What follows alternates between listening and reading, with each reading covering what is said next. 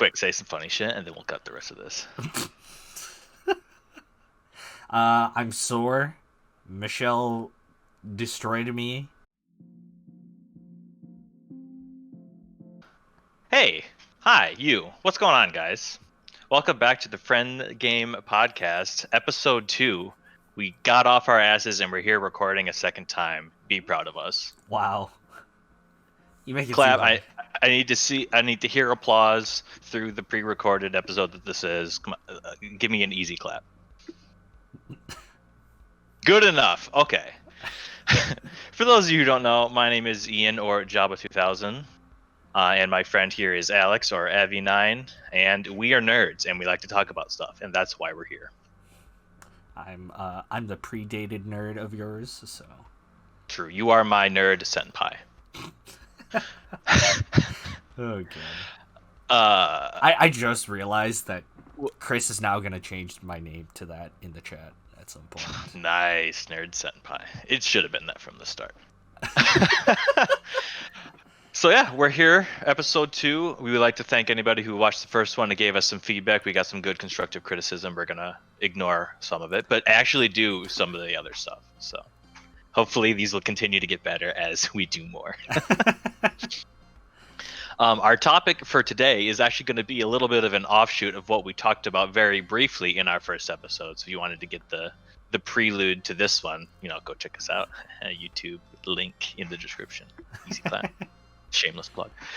So our topic that we were talking about briefly in the first episode was just we were introducing ourselves, kind of talking about we're a gaming focused channel and podcast, like what got us into gaming, some games that we liked playing as we grow up, kind of like we touched on the surface of what like kind of shaped our gaming tastes, our gaming focus, our gaming lifestyle, things like that. We thought, oh, that's actually a good idea for an episode.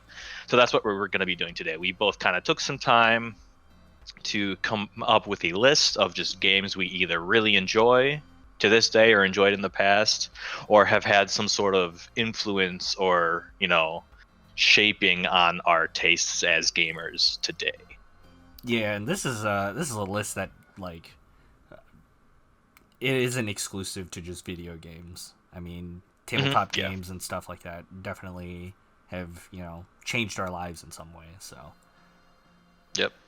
Hours of entertainment or meeting new people or introductions to communities, bunch of stuff like that is kind of what I took into account when I was compiling my list. I don't know about you. I also took into account, just games that I was either really impressed by or, I could see myself playing over and over and over again too. Mm-hmm, for sure.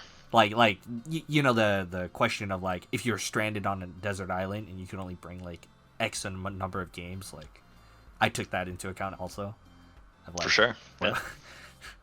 It caused me panic because I had to figure out, squeeze things into a list. But you quickly realize that there's too many games. We could talk for 7 hours, but we're gonna hopefully not do that.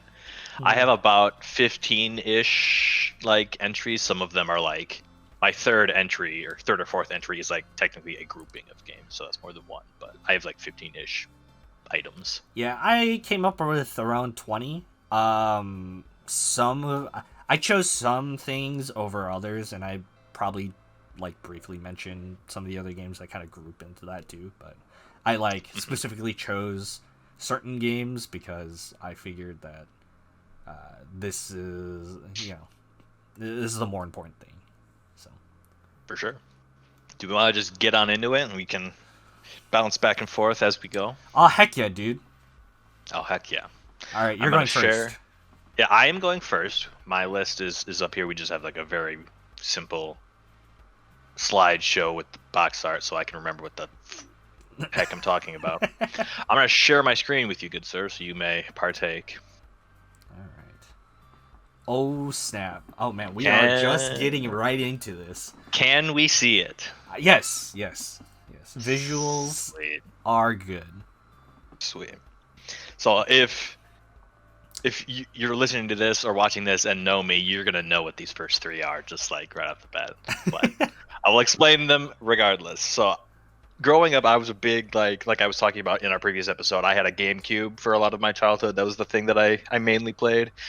And my first like big story-driven solo player, free open world type game was Zelda Wind Waker. So this is why it's my list. I shouldn't say right off the bat here isn't in any particular order. It's kind of just as I thought of things, I wrote them down, and this is the order it ended up in. But this was the first one I thought of for a reason. Dude, this game is so good. This game is very good. I remember like because I'd played Link to the Past and Ocarina of Time before playing Wind Waker, and when Wind Waker came out, I played it and I didn't really enjoy it, but going back and replaying it, definitely I saw the appeal and I definitely understand. Yeah, but when I had my GameCube, I had the one disc where it was Ocarina of Time and Ocarina of Time Master Quest, by the way, and Majora's Mask on one disc, which was kind of cool. But then it also had the demo for Wind Waker on it because the game had not come out yet at that time when that disc was out. It's like my first taste of Wind Waker was just like, I think it plops you down like right at the start of the first dungeon in Wind Waker really? for the demo, and I was like 10 years old. I'm like, I want to play this when it comes out. Yeah. So when it did, actually, it was already out because I actually saw something on the internet the other day. Wind Waker, as of like last week, I think at the time of recording, is 20 years old. Wow. So it was really funny. It was a meme, and it was like, hey, what Zelda's like more than 20 years old? What came out 20 years ago? And people were thinking like, oh, it's got to be like A Link to the Past or something, one of those really old games. And it was it was a screenshot of Wind Waker because that's how old this game is now. And it made me feel old because it came out. Oh God, it was like it must have been like 2000 or something, 2001. 2001, yeah. Something like that. So this game's old but very good. It was one of my first games that I played all the way through. Yeah, I mean, you still follow the speedrun community. I watched a lot of speedruns for this game and for the HD version as well. It's cool. So we're gonna see a bit of a theme for these first three here, so I'm gonna move on. All Boom. right. Oh wait, hold on. I have to focus on the right thing. Aha! There we go. Zelda game number 2, Twilight Princess. Ah, yes. My family has debates on whether this or this is better. Because Really? we're a big Nintendo family, so both of my sisters really like Twilight Princess. They would say is their favorite. My dad loves Wind Waker so much because he could listen to the song for when you're sailing on the ocean, like that theme. He could listen to that until he dies. I have it on repeat. He would do it. I go back and forth as well, every once in a while. Twilight Princess is really good. Yeah, that game is really good. I never actually got around to finishing that as a kid. It's just it's super good. It's if you haven't played it, I would compare it more to a Majora's Mask because it has a darker atmosphere than going from Wind Waker to Twilight Princess is a big atmospheric shift. Yeah. And just tone and the visuals and the subject matter and all that. There's some scary parts in Twilight Princess. Yeah, I remember Twilight Princess being really dark because I remember playing it on a CRT. Well, yeah, that probably didn't help because that definitely didn't help. This was the first game where it was transitioned from GameCube to Wii because when this game came out, it was on GameCube, and then you could also buy it on the Wii when that came out too. And I played it first on the Wii, so I actually have a warped perception of this game because when it came out on the Wii, for people that don't know, Link, the main character, is always left-handed. So he always has his sword in his left hand because historically, video game controllers the sword button is B, which is on the left side of if you looked at a controller, B was on the left of A. So sword was on B, so it was in Link's left hand. But for Wii, you had to use the Wiimote and the nunchuck.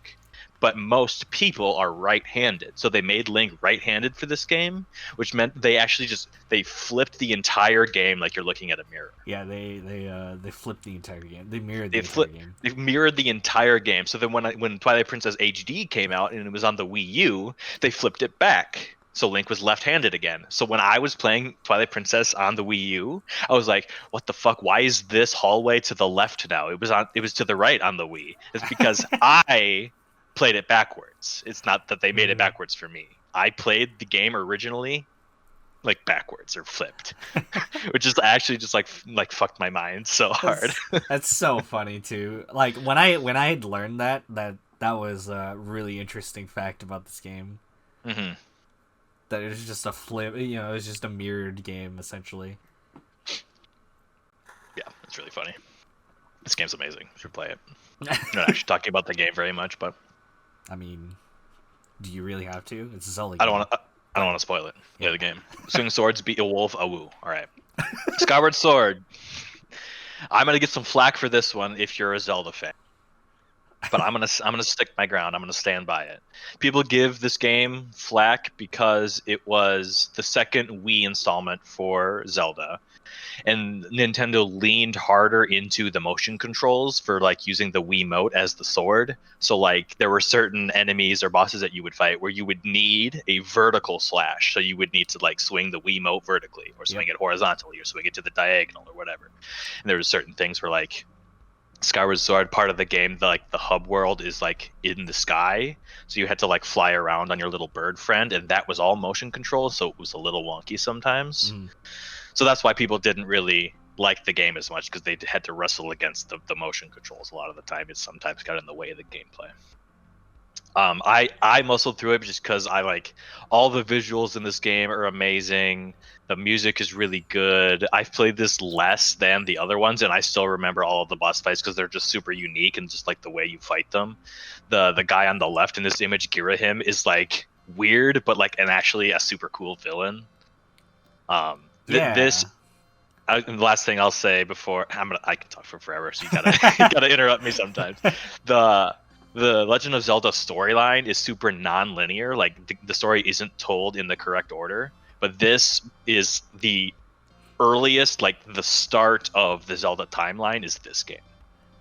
Yeah. For any lore nerds out there that care about that. For like, I have never played this game. I heard about it. I saw the motion controls. My family didn't get into the motion control, like the extra motion controls for this game, so I never got to try it. But I'd seen Girahim in literally like a bunch of top villain lists around because of his character, and a lot of people really like him actually. A lot of people, another reason why people didn't like this game a whole lot is because like Zelda up until this point when this game came out had like a formula. It had like a mold that it kind of followed.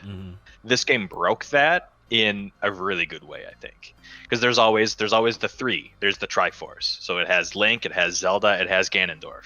This game doesn't have Ganondorf, right? But for story reasons. Yeah, this predates him though. This predates Ganondorf. Yeah, Ganondorf isn't in this game because this is the origin of the trifecta, the Triforce, with Link and with the hero and the goddess and the evil.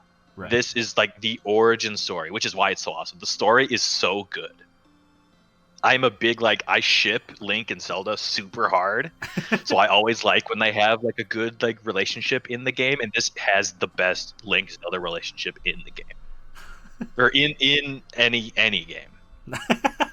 Which is like if Legend of Zelda was an anime and Zelda was Link's childhood friend and you want them to get together so fucking bad, that's what this game is.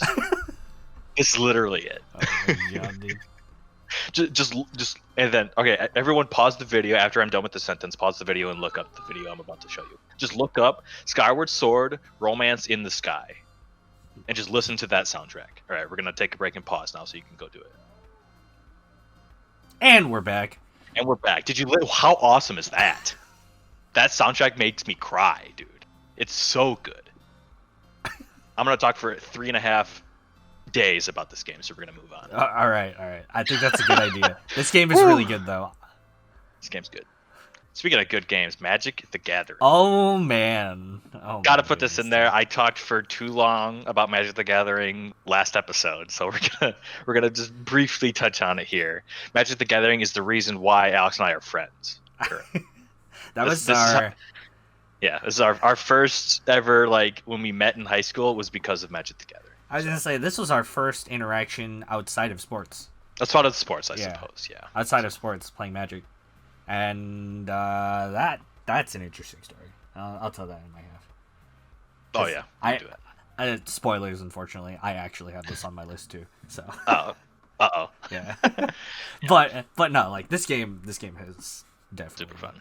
This game is definitely fun and has changed our lives. Like Yeah, and like we even have met people, like we have former coworkers that are now friends because we've like bonded over talking about Magic and all sorts of stuff. Yeah, I mean, like nowadays, not nowadays. Like beforehand, we were meeting up to play Commander a lot. Yeah. You know, as much as we could anyway.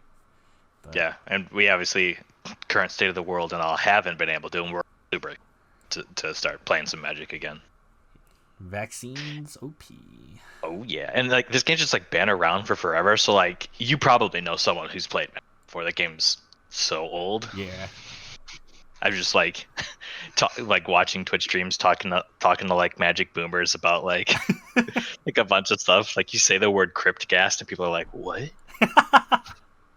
Oh, that's actually really funny. I know, because like you know what that means. Like, oh yeah. I know 3 people that are gonna watch this later are gonna be like, Ian, shut the hell up about Cryptgasts. God damn it. So do you remember your first pack that you bought for Magic? No. No? I remember when I started playing back in the day, it was the original Theros. Ah, yes. Yeah, the original. So Theros I set. got a lot of what was the name?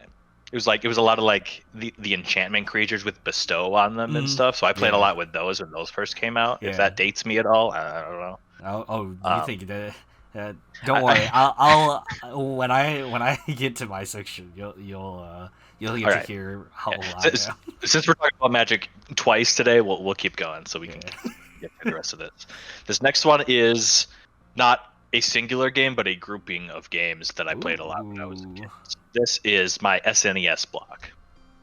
So this is going to include... there it is. Super Mario World. I have Super Mario All-Stars on there because that has Mario Bros. 1, 2, 3 Lost Levels, so I played all of those. Yep. All of the Donkey Kong countries I had, played a bunch of. The Super Star Wars games were like cruelly difficult for being a kid's game. Yeah. If you remember those at all? I do, actually. Then I got Super Metroid and the side-scrolling beat-em-up Spider-Man game, Maximum Carnage. Super fun. So I put all these together as all the classic side-scroll SNES platformers, stuff like that. Like I talked about in the previous episode, I had a Super Nintendo and played the heck out of it. I just played all these games. I think too much. Yeah. I think the game that I'm really surprised at seeing is the Spider-Man game. Yeah. Like all these other games I could have guessed, right? But that one right there is just like a weird outlier that I've never seen before. It's not a super popular game. Yeah. And it was super cool. The cartridge was all red and it had the car eyes on it. It was super cool. And if people are interested in the main theme, like the soundtrack for Maximum Carnage is really good. So you should like give that a listen to. It's really awesome. It's super cheesy, like yeah, it's just really good vintage video game soundtrack. It's awesome. Everyone's played all these games. You jump on people. They're fun. So. Next, here we go. Yes. Destiny. I have Destiny, but I'm including Destiny both 1 and 2 in this entry. Yeah. Basically, 100% of the friends that I talk to, I've met through this game. So it's got to be on there. Yes. You know, we're in a big clan of people that we all talk and hang out, you know, basically every day. But we've never met them in person because we met them via Destiny, and like I consider them all like my greatest friends, and we met through Destiny 1 and 2. So I think it's funny too because like the term the friend game really memed from this game. Right? Yeah, it's a little bit why like we titled the show that because like we talk about that all the time, like ironically, like, oh, that's the reason to play Destiny, the friend game. But like for us, it's like literally true. Yeah. Which I think is cool. Yeah. The games are still very fun. They're in a weird, like Destiny 2 is in a weird going on, but we still get on every week and raid because people need exotics from raids. We're never getting it, by the way. Oh my god. Hey, you know what? The last time we actually did the raid, we know it exists at least. Someone got one, but not the person who needed it, which is well, the actually, before, so. No, because oh, both of you're them right. needed it, remember? You're right, I'm sorry. Yeah. Yeah, but this is another game we could talk for several hours about. It's worth a play if you haven't.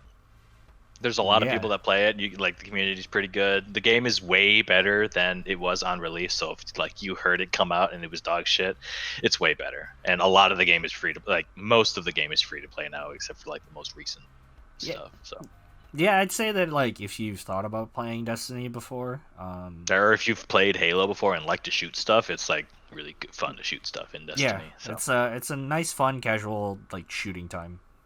That's what I'll have to say. And abilities and shit. So evolution on looter shooters. Onwards. Onwards. Here we go. Call of Duty Modern Warfare. Oh snap! This was my first shooter. Oh, this was your first shooter, really? This is basically my first shooter. I played a little bit of World at War when it came out, but basically just the campaign because that was at the time where I had my PS3, but I didn't have PlayStation Network, so I just would play the campaign and okay, cool. Yeah. Do private matches with my friends, like split screen if they came over. Yeah. But this was like my first like the core Call of Duty experience you think of when you just like play online and grind. This is the first game that I did that with. Nice, dude. I played this game a lot too. Mm-hmm. You could, my dad to this day, I'll go over there and hang out with, visit or whatever, and we'll be talking about games or movies or stuff. And my dad, to this day, will be like, God, I spent days of my life watching you play Modern Warfare 2. That's all I would do after school in high school, middle school, whenever this came out. So, were you a noob tuber? No. No. Had you ever succumbed to the well, I mean, everybody does. All right. Because don't you need to get a certain amount of kills with the undermounted grenade launcher for a challenge for all the guns or something? So I did that. Because I wanted to. Yeah, there's a challenge, and then I think Danger Close you needed explosive kills anyway. Oh, to get the Danger Close Pro. Yeah. I played this game a lot too, actually. Yeah, everybody's played a Call of Duty, and this was the quintessential Call of Duty experience. I love this game. I think this is the quintessential experience for people of our time. Yeah, because I didn't even play a whole lot of COD 4, the original Modern Warfare. That was a little bit before I had a PlayStation, so I didn't experience that. I'd also agree with you in saying that this is actually my first Call of Duty too. Yeah. Yeah, this is because I'd seen Call of Duty, COD 4. I'd also seen World at War, and my aunt actually owned World at War at the time because they got it with their PS3. I'd touched it before, but I didn't know that it was a Call of Duty game. And then Modern Warfare 2 came out, and everyone was playing it. You were cool. You were cool with all the other nerds and stuff. Oh heck yeah! Well, it wasn't even nerds that played it. Oh yeah, no. Basically, my entire football team was yo, what's your KD? Yeah, no, it was really funny. It was a really funny shift at the time because a lot of the time when you thought about video games, you didn't really think about other people other than nerds playing it. So when Call of Duty was just getting so popular, you get a bunch of the guys that are just oh yeah, dude. I play Call of Duty. And then, you just talk to these kids that you normally have no association with about Call of, Modern Warfare 2 and, different loadouts that you guys are using. And, oh, yeah. Yeah, that happened to me in high school for sure. You just talk to people you don't normally. Yeah. And I have a different one that's kind of fits that same kind of thing for me, too. So we'll get to that one. All right, let's keep going. Thousand Year Door. Oh, this game is awesome. This game is awesome. If you haven't played this game, It's GameCube classic. It might actually be like on Switch now to play. I'm not 100% sure. I'm not 100% sure that. either, but this is definitely a GameCube classic. This game is so good. If for people, it's a I don't even know how to explain it. It's a turn-based RPG style game. You have like all the people to the right of Mario are like a bunch of different partners you can have, and the story is super good. It has a great sense of humor. You get to play as like little cute little Paper Peach and Bowser and stuff. It's super fun. It like kind of has like some weird like dark tones to it towards the end too, which just like is super cool. The game is super long and there's a bunch of stuff to do in it. There's so many collectibles. I played you can play this game 3 times and find new things every time basically. Yeah, this game was essentially this is your JRPG of Mario essentially. Yeah. Is the way that I like to explain it, but with that Mario aesthetic.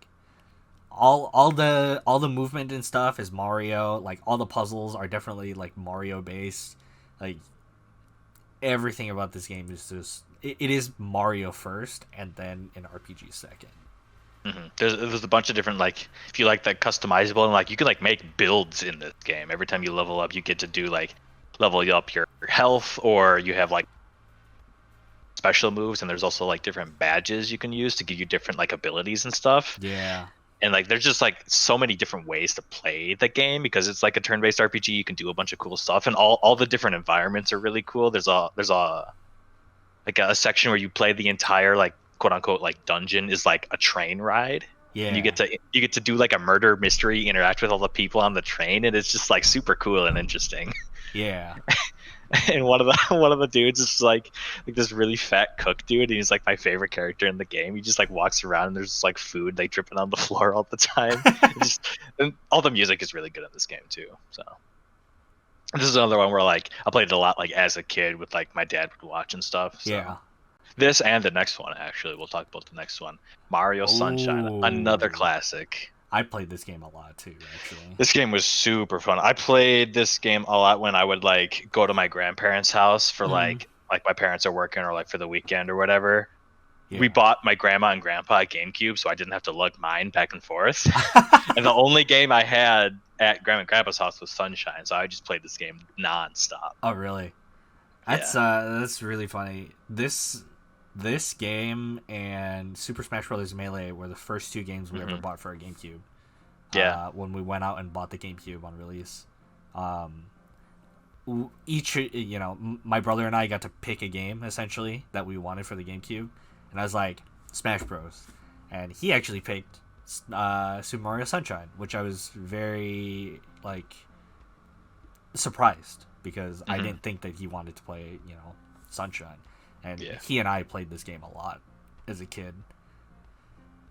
I don't think we ever finished it. I went back and finished it.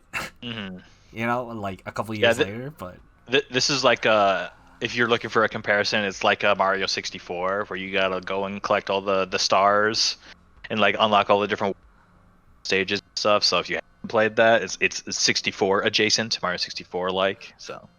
And I think actually Mario 64, this, and Super Mario Galaxy are all in the Super Mario 3D All-Stars like pack on the Switch now. Yeah, I think that's right. So you could own all of those on Switch and replay all of those if you wanted. Galaxy's another. If I would like lump another one in with this, Super Mario Galaxy is a really good game to put in with this too. It's like similar type game. Yeah, Galaxy is very good. Very cool. I think you should go and listen to the Space Observatory theme just on repeat for 10 hours. That's a great soundtrack too. Yeah. Sunshine had the unique aspect of FLUDD and the different environment. The really cool movement too that you can do with the jetpack is really sick. All the levels are really cool. There's like really like just like like you said, unique environments, but also just like unique level design in this game. Looking back on it, I didn't think about it at that point. I was just like, yo, I just want to fly around as Mario. But now, looking back on it, I'm like, yo, all this stuff's really cool. All right, here we go. We're almost done with my stuff. This is number 10, Half-Life 2. Oh, yeah. This game's a fucking banger, dude. Half-Life 3 when? Never. You can't speak it into existence, otherwise it's not gonna happen. Half-Life 2 is so good, man. Like it's like a clinic on level design and like atmosphere as storytelling, because you're the guy on the right is your main character that you play as, and he doesn't say a thing. And a lot of the game is like him by himself traversing the landscape, and there's just so much storytelling and like world building that goes on with just like the visuals and like the level design and the puzzles and the monsters you fight. It's just really good. There's no other way to explain it for me. I played this game a lot. My dad got me into this game just because it's like he played the original Half-Life, and that game is just like polygons talking to you. Yeah. And this game just holds up super well too. The graphics are really good for how old it is. Yeah, for being in the Source engine, this game has held up very well. This game is broken as well because of it being in the Source engine.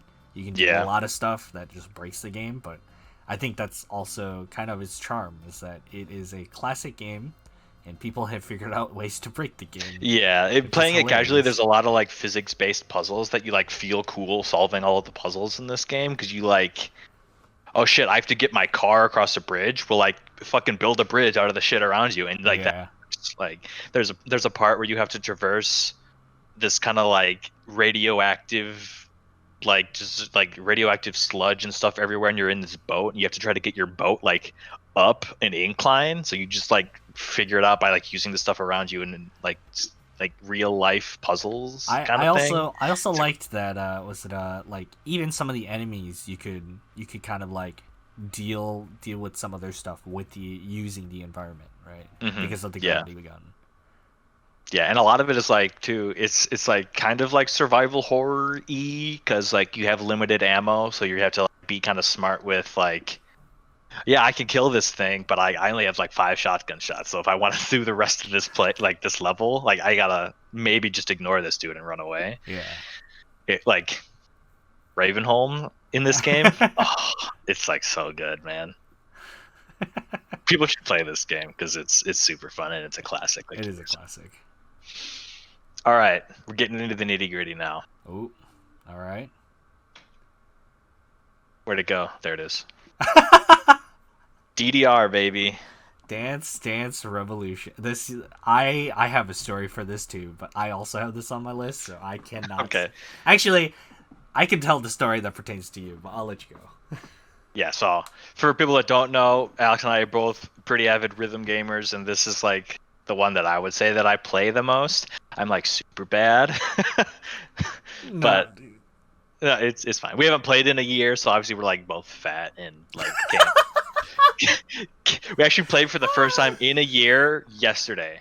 Like when we're recording. Yeah. And then Alex played again today. Yeah, I played again today, and I just like I'm sore. I'm trying my hardest not to like sound tired in any way, because I'm beat up after a session of playing this.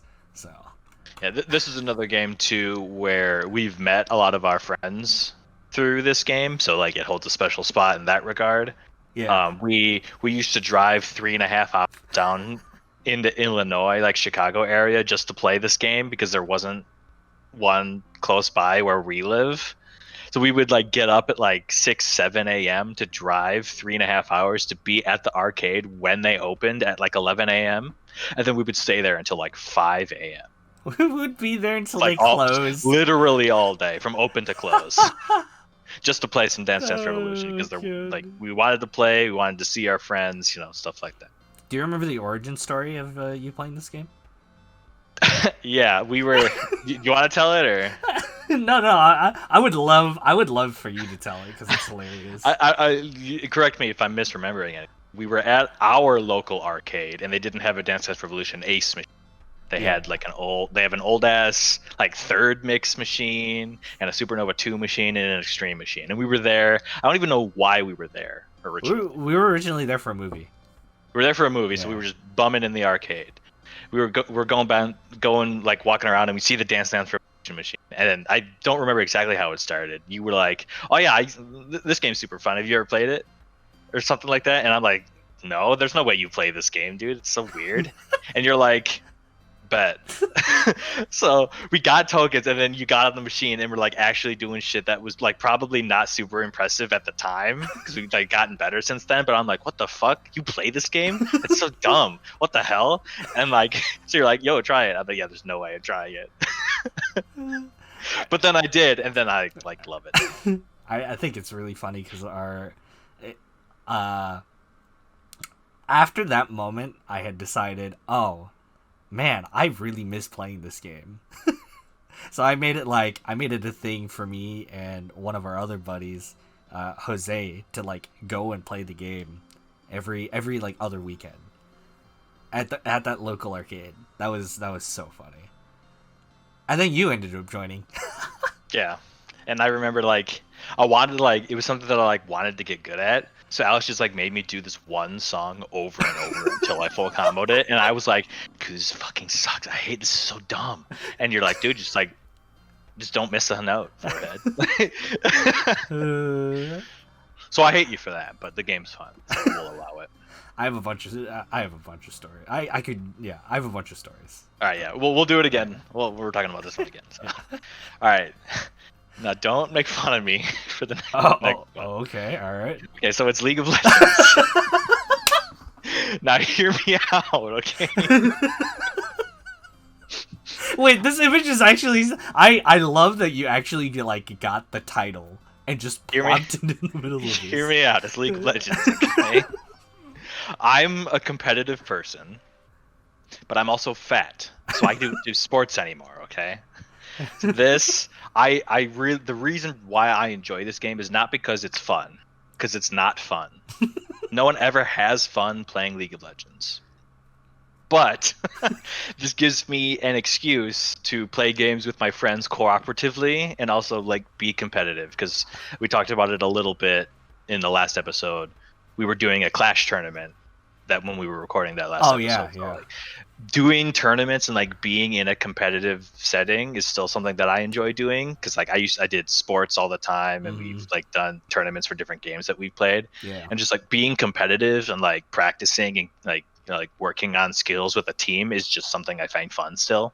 Yeah. So this gives me an outlet to do that. It's unfortunate that it has to be through via League of Legends, but it's what we're working with. I mean, you got some other options too. It's just the problem is convincing your friends to also go and do those options. You know? Yeah. Because like I mean, like nowadays there is like Valorant. You can play CounterStrike. You could but like I think it's because League of Legends is a MOBA that it makes it very a little bit more accessible for some people, rather than this is also just like first person shooter.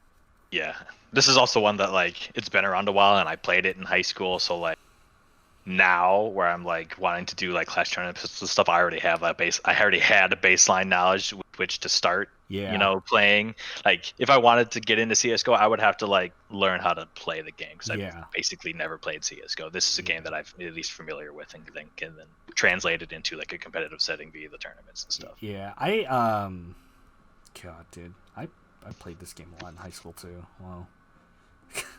What was I gonna say? Do you remember where your first champion was? That you bought with IP? The first 6300 champ, if that makes sense, for like the new champ that comes out that more, was the first one I bought was Hecarim. Really? First champ you ever like the first? Well, or I guess not including like Garen and no. I guess my question is more of like, who was the first champion that you were aiming to get? You know what I mean? Because like most people when they play the game, they like look through the champion list and they're like, that champion looks cool, I want to play that one. And so like you build up your stack to Yeah, I think it was because it must have been something with like the free rotation or whatever. I played Cho'Gath a lot when I was starting, so then I got, because he was like free. You got what? Like Cho'Gath. Ah, okay. Because he must have been free that week. Then when I like went to go back and play, I'm like, oh shit, I don't have him anymore. I got him.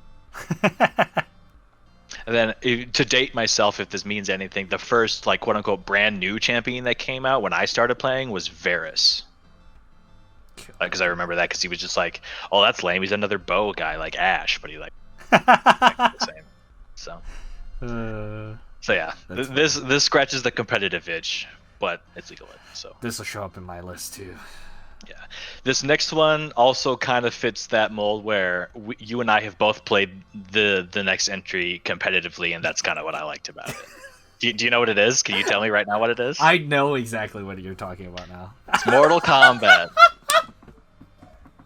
It's Mortal Kombat. Both of these, Mortal Kombat 9 and Mortal Kombat X, is basically the only fighting games I've played, like played. Yeah.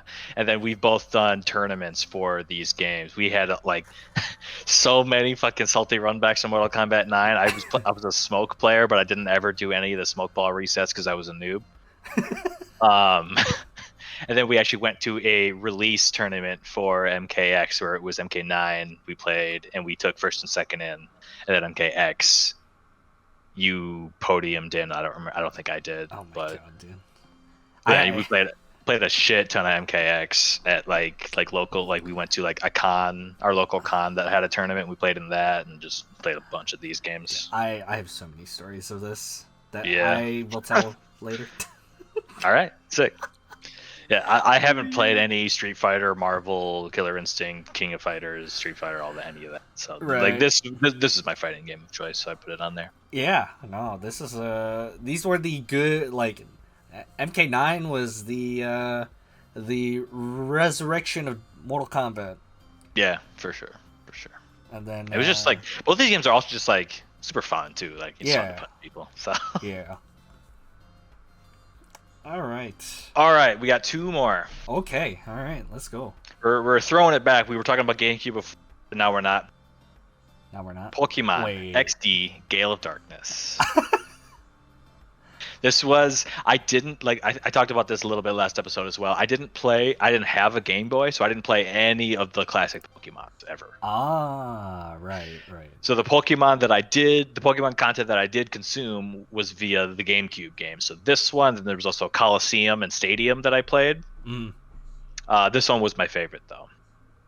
So I put that on there. This was the one with, you would catch the shadow Pokemon. Yeah. Then you would bring them to the Celebi shrine, and then you would like purify them, and then that's when you would get them to like evolve and stuff. And then the cool one was Shadow Lugia that's on the cover, so that was really cool when you got to that part in the story and you find Shadow Lugia and you can purify him and stuff. This game was just really cool. It's like not super fancy because like a lot of the game was just like you would walk around and then like some shit would happen and then you'd have a Pokemon battle. Yep. So like it like wasn't actually that complex. It didn't iterate on the Pokemon formula at all. This was just like the one that I played, and it was fun. So you mentioned playing Stadium.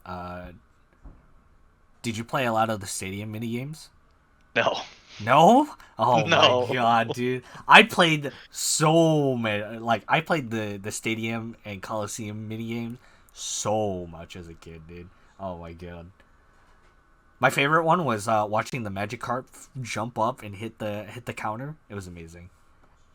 All right. Nope. I don't even know what you're talking about. Oh my god, I'm old. Yeah, like my Pokemon knowledge is limited. This last one is my last entry. Basically, just like a collection of things again. It's Call of Duty Zombies specifically. Zombies. Ah, yes. Take every Zombies map that I've played, put it in. This is the entry, just because. Fucking COD Zombies is fucking cool, man. COD Zombies is. Really COD Zombies good. is amazing. It's so good. This is something that I was talking about briefly. This was the game that I played with people that didn't play video games. Was Zombies. Oh, really? A lot of my time in college, my freshman year roommate was like a football guy who like didn't play a whole lot of video games, but we like fucking slapped some Zombies, man. Zombies was the game where like people don't play Call of Duty, don't play video games at all. You can play Zombies with them, and it's fine. Yeah, and it's still a fun time. Yeah, in my experience, that was always what my go-to was whenever we were like hang out in somebody's room. Anybody who didn't play video games still had Call of Duty, and anyone who was bad at Call of Duty could play Zombies. Yeah. So it was just a lot of fun in college, like doing high rounds stuff with people. Once like I'm a nerd, so I'm like, oh, this gun's really good. You should do that one. Oh, I'm gonna do the Easter egg. Or I'm gonna do the Pack-a-Punch and stuff. And they've never done all of that before, so like seeing them watch me do all that stuff to get them all this cool shit was super fun. So. And I have Derice on here because that's like undoubtedly the best map. So this is just a classic, dude. This is an absolute banger and classic of a and map. like the way Call of Duty Zombies just came to be is just such an interesting thing too, because it's like, if you remember, it's like at that very end of Call of Duty 5. You like cut out there. Sorry. If you remember, at the end of Call of Duty World at War, which is Call of Duty 5,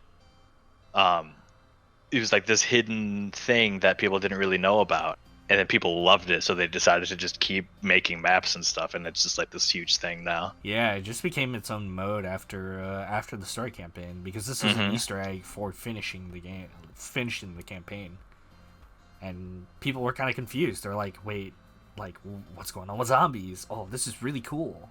And now we still have zombies today. I know, yeah, it's just super fun. So this is the end of my list. I will admit that there were some entries that threw me off, but most of them I kind of expected personally. Yeah, we've known each other for a long time, so a lot of this is probably not super surprising. But... That's true. I'll throw it over to you then. All right. Are you ready? I'm driving the power. Oh yeah, dude. Yeah. Let me know when to go. All right. I am ready. All right. So I begin. All right. So to preface this, my list is kind of like a timeline of things, kind of. So things will come in order that I remember them, and I'll try and give like some story and context behind why I chose these games. So our first entries here are the Gauntlet series, mainly cool. Gauntlet Legends and Gauntlet Dark Legacy. I remember playing Dark Legacy on GameCube. Yeah, a good game too. Yeah, so. I did too, actually. So Gauntlet Legends was the first sort of like action RPG-ish game that I played with my parents.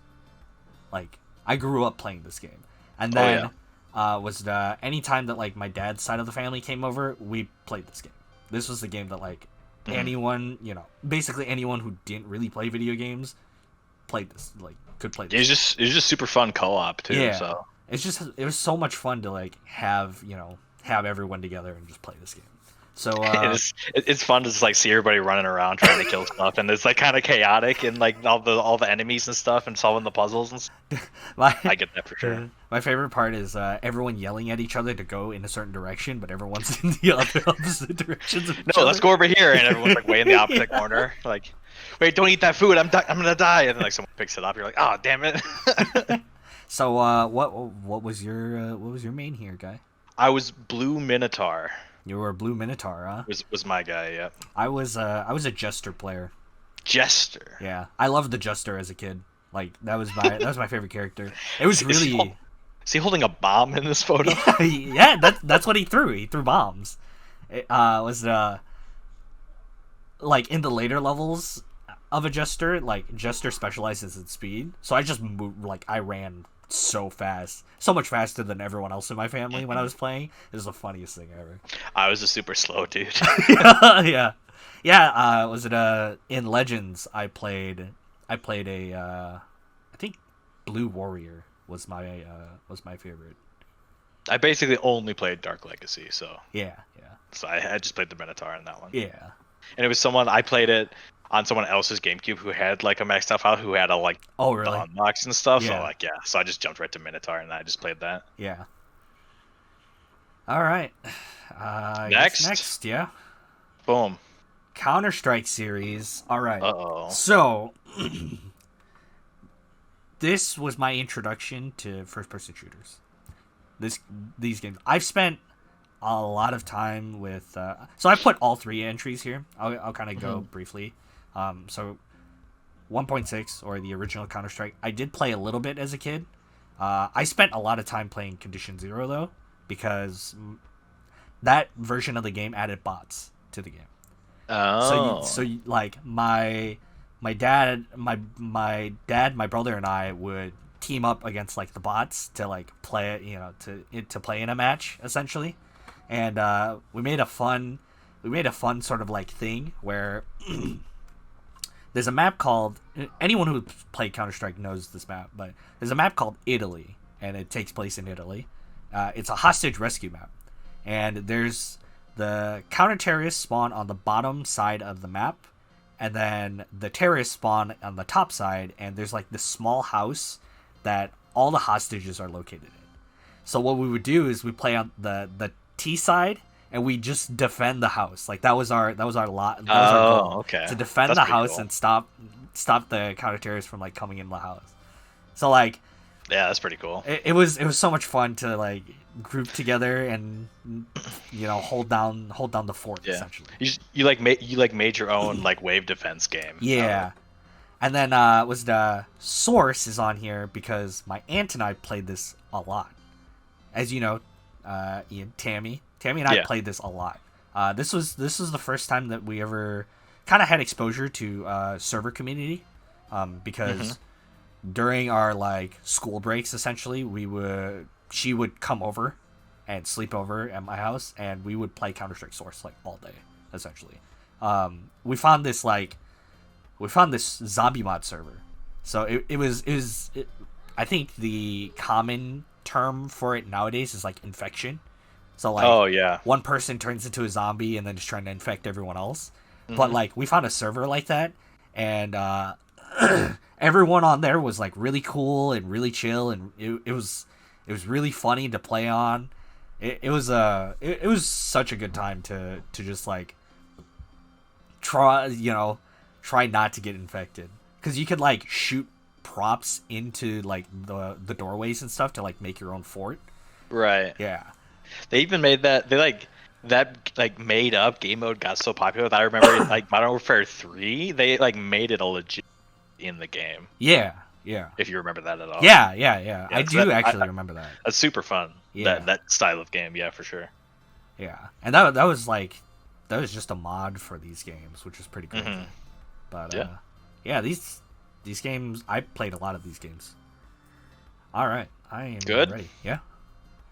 Dungeon Siege. So the Dungeon Siege 1 and 2 and the expansions to these. I played these games a lot as a kid. This was my family has a legacy of playing action RPGs together. So we've played Diablo and Diablo 2, and we've played those games together. We've also played like different console ARPGs, but I chose this for a very special reason. So Dungeon Siege is an action RPG that had a really cool thing where in order to gain experience in like a sort of like class of something, you had to use that. So like if you wanted to be like a melee fighter, you had to use like melee weapons. Or if you wanted to be a ranger, you had to use a bow or like a crossbow, right? And then like mages had to use the spells associated to that class. But so Dungeon Siege 1 is on here because I love that game, and I played that game a lot with my family.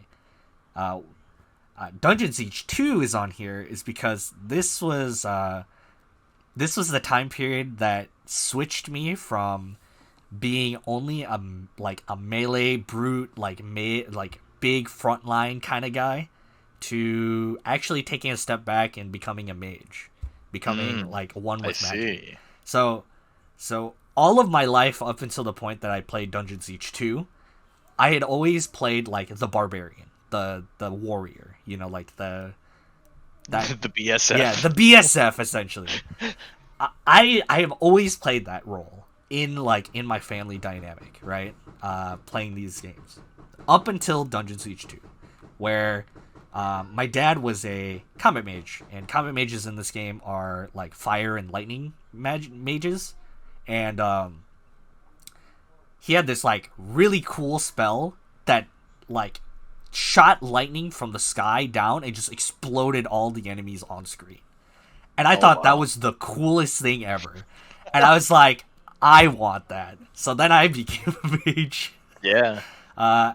It turns out that wasn't even my favorite spell in that game, or like favorite super move essentially in that game. It was a move called Detonation, and what it did was it just caused a bunch of explosions in an area, and Dungeon Siege 2 actually added like gore effects. So like there was like a bunch of just like bits of pieces of like enemies just flying everywhere because it was exploding. It was just like an explosion. Fun.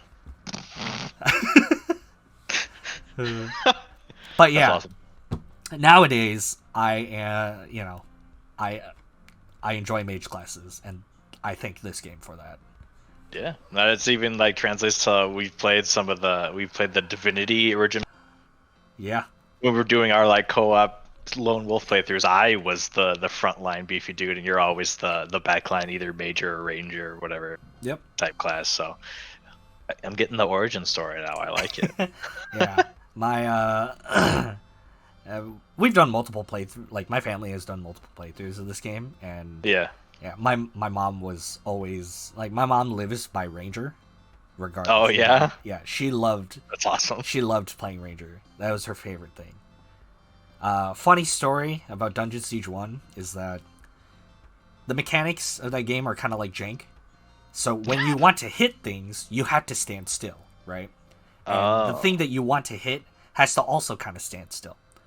So there's a boss fight with like a giant mech, essentially, and when you in this game is kind of inspired by D&D. So when you die, you don't really die. You faint, right? So you have to like recover. Yeah, or something. you have to recover. So there's a period of time where like you can still be hit and then die, or like you can recover from being down and then come back with like some health. It was really funny because my mom was dead.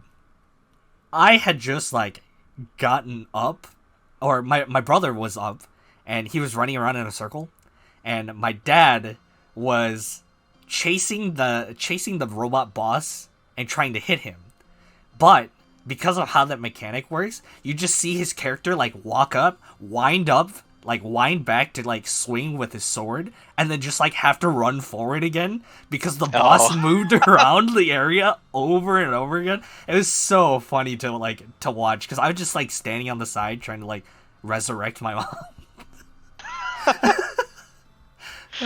Just like constantly like canceling the animation from running around. Yeah, he was just like it's just auto canceled the auto attack. It was so funny. That's awesome. All right. Ready for the next one? I'm ready for the next one. Okay. Some Jack? The Jack series, yes. The Jack and Dexter series. I have these for a very, very special reason. So I hung around at my grandma's house a lot, right? And they had a PS2. And this was Jack and Dexter was one of the first games that I had ever completed with my aunt. We had like this. We had kind of this thing where like, you know, as kids, whenever you die, you pass the controller off to each other. Oh right? yeah, for sure. Yeah, Yeah, and that's what we did. And this was the first game that we beat together. These were the first games that we beat together. Yeah, you played the original one? Yeah, we played the original one, and then because we played the original one and we beat it, we got the story. You know, we got the end of the story. The second game was out, and we begged like her brothers to like buy, you know, to get us the next game. And then they said that there was no way that we were going to get the next game unless we beat this one. So we had to beat Jack 2 in order to play Jack 2. Okay. Yeah. That's pretty cool. But like we played these games a lot. We've done a lot of like dumb stuff in the games too, because in Jack 2 the setting changes to where it's more of a like futuristic cityscape, right? And they're their own like law enforcement. So what we would do is we would jump around and like take people's cars and just like ram into oncoming traffic. We're kids, man. I mean, like it was funny to us, you know. That's amazing. The games are great. Like Jack and Dexter, the first game is a pretty difficult platformer, I will say. But all the mini games are really fun. All the boss fights are really cool. Jack 2 changes up the formula because they add like guns and stuff. But like the overall like combat and flow of the game is really, really good. in my opinion. Jack and Dexter, Sly Cooper, and Ratchet and Clank all kind of run together for me personally. Yeah. I feel like they're all the same game, just different characters. I think that if you actually played the game, like, you would feel different about it, because I did play Ratchet and Clank back in the day too, and I didn't like Ratchet and Clank as much as I like Jack and Dexter personally. And I think I've that might only be played one Ratchet and Clank game, so yeah. I played none of the other ones. So. Yeah, I think the big thing for me is that because Naughty Dog made this, a lot of the platforming sections and stuff remind me of Crash. Oh, okay. Crash Bandicoot, because I did play that a lot as a kid too. But I chose this because this was like, I can't not, like. Yeah, for sure. My aunt and I played these games so much, and we love the story and the characters. So I can dig. All right, I'm ready. Oh, come on. Yep. Fire Red. So I grew up playing Pokemon. I played, I believe I had Blue version, and I also had Yellow at one point. I also played Silver and Crystal growing up. And then I did not get into Gen 3. My brother played Gen 3 with that's like what? Ruby, like Pearl Sapphire. And Emerald? Oh no. Yeah, that's Ruby, Sapphire, and Emerald. I did yeah, not. Okay. Oh yeah, because Diamond and Pearl is the next one. Okay. During Gen 3, when the Fire Red and Leaf Green came out, which are the Gen 1 remakes, I played this game a lot. And this is a very special game to my heart, because this was the game that I got with my Game Boy Advance on Christmas. Ooh. So this is the first game I ever played on a Game Boy Advance. That's pretty cool. And my brother and I, it was destiny, dude, because my brother and I got the versions that we wanted. I got Fire Red, and he got Leaf Green, which was awesome. So, like, we played this game a lot. My brother and I would trade each other Pokemon, and then like we would want to restart our saves, so we would like trade each other like all of our Pokemon that we wanted from our other. So you could restart with all your same and stuff. Yeah. So then we can like trade it all back and give it to each other. Yeah, it was great. We played this game a lot. That's awesome. I love this game. All right. All right. Next, Link to the Past. Yeah, I have Link to the Past on my list. This is a good game. So, this is the first.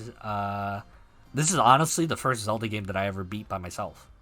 Okay. I love this game. This game is so good. This is a very good game. This is a you can trace a lot. You can trace a lot of the things that Zelda does right, or that like people enjoy about Zelda, back to the game. Like it originated in this game. Yeah, for sure. I think during the period of time that I was playing this, I was so fascinated with the idea of two different worlds existing at once and being able to flip flop between them during that period. Oh yeah. Once you get that far in the game, it was so cool. Like some of the puzzles that you had to solve at that point in time, where like you have to flip between worlds, is the coolest thing that like, it blew my mind as a kid. It was awesome. Mm-hmm. Yeah, because they even did more of that with Ocarina of Time. Kind of has that similar thing where it's past and future. I think it's which one is it? It's is it Minish Cap? Where they have Hyrule and a Lorule? Yeah, because you have to shrink down at some point. Yeah. So yeah, it kind of does that too in that one. What's the one where you can like go into what? Into the wall, like so it's like 2D? Which one is that? Was that new? That's one of the newer. It's newer. Yeah. Oh goodness, it's. It was kind of. It was a spin-off of Link to the Past. I don't remember what it's called. Yeah. Damn it. It doesn't matter. Yeah. There's been a bunch of like what you said with the two worlds kind of flip, and you have to flip flop. That's been done since, but it originated here. Yeah. This is the first Zelda game that I ever like, because I had played Ocarina of Time before, like during this period of time, never finished it because I got stuck on the Light Temple. God, you just stuck on the Water Temple in that game, Monk a W. Oh, dude, I guided that stuff, during that period of time. I had to do Master Quest for my first playthrough. Oh wait, really? That's really funny, actually. Yeah, fuck that shit. Yeah. Was it and then so I didn't finish that. I didn't finish Wind Waker, during this period of time of my life. I did, however, play Link to the Past, and this was the first Zelda game I ever finished. So, at that time, this game's hard. This game is hard. The Pretty hard. Death Mountain onwards is Yeah. really, really difficult, and the final dungeon that you do is hard. Yeah, it has a lot of cool items though, and the soundtrack's really good in this game. Yes. Yes. Okay, I'm done. Good. All right. Zero mission. So, Metroid. This is Game Boy Zero Advance, right? Yes, this is the Game Boy Advance. This is the remake of Metroid 1, the very beginning. I have this game on there because I played a lot of because I had a Game Boy Advance, I played a lot of Zero Mission and Fusion, but I played the most of Zero Mission to the point where I was watching speedruns as a kid. Oh, yeah. And trying to emulate what people were doing. I learned how to do the wall jump because of this game. Oh yeah, that's pretty cool. And I learned how to do the wall jump trick where you just jump off of one wall over and over again because of this. Yep. Game. So when I went back to gain the vertical height. yeah. So when I went back to play Super Metroid later in my years, a lot of the mechanics that exist in this game are in Super Metroid. Mm-hmm. So this is where I learned a lot of that. Plus, the fact that it's a remake, or a retelling of the first story, the first game was amazing. The visuals, the mechanics of the game just felt so much better than going back and playing Metroid 1. But the funniest part about this is that you can actually link this game up with Metroid Fusion. So if you own Metroid Fusion and Metroid Zero Mission, you can actually link them together via link cable. And because my brother and I had Game Boy Advances, I did that. And you actually can unlock the original Metroid for this game. Oh, really? Yeah. Through that link, or you can actually beat the game on hard mode to unlock the original Metroid. So, being I played this game a lot as a kid. So I played the game through on normal, and then I played it on hard, and hard is a lot harder, by the way. Yeah. Because they half the amount of resources you get. Yeah, and take more damage and all that stuff. So I did beat it on hard eventually, and I unlocked the original Metroid. Another funny part was that I actually bought this game used at GameStop. So the original, so when I bought it, when I got it, there was already a save file on there. Oh. And the save file was on normal mode, the ending, essentially the last last boss fight before the ending of the game. So I got to before I even finished the game the first time, I already knew what all the power-ups were because you just open up the screen. It all? Yeah, you can open up the screen, you just see all the power-ups and stuff listed. It was actually really funny. God, the Metroid games are so good. Metroid games are very good. I played a lot of Super Metroid, like I was talking about before. I think it was really fun. I actually really like Metroid Fusion story as well. Mm-hmm. If you ever get the chance to play it, I definitely. Because that's another Game Boy one, right? Yeah, that's a Game Boy Advance one. That's the one where Metroid gets the weird colored blue yellow suit. Because she has to fight off a parasite essentially. And because that's Dark Samus, right? No. Oh. That it's kind of Dark Samus. Essentially, the parasite takes over Samus's original suit, so it stalks the facility as Samus, hunting hunting the actual Samus down. So Metroid Fusion is really good because the atmosphere of the game is really is actually really good. There's subtle hints of boss fights that you're gonna huge boss fights you're gonna have during your platforming sections. You'll have shadows of one of the bosses jumping around in the background, or there are stealth sections where you have to run away from the infected Samus suit, which is pretty crazy. Yeah, the story in that game is actually really good. I'll have to play that. That sounds cool. Yeah, I definitely recommend playing. I've not played that one. Fusion is. I think the only issue that I have with Fusion is that it's slow.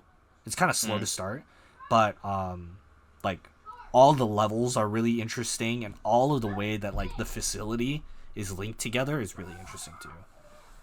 All right. Shall we go? The baby. Yeah. All right.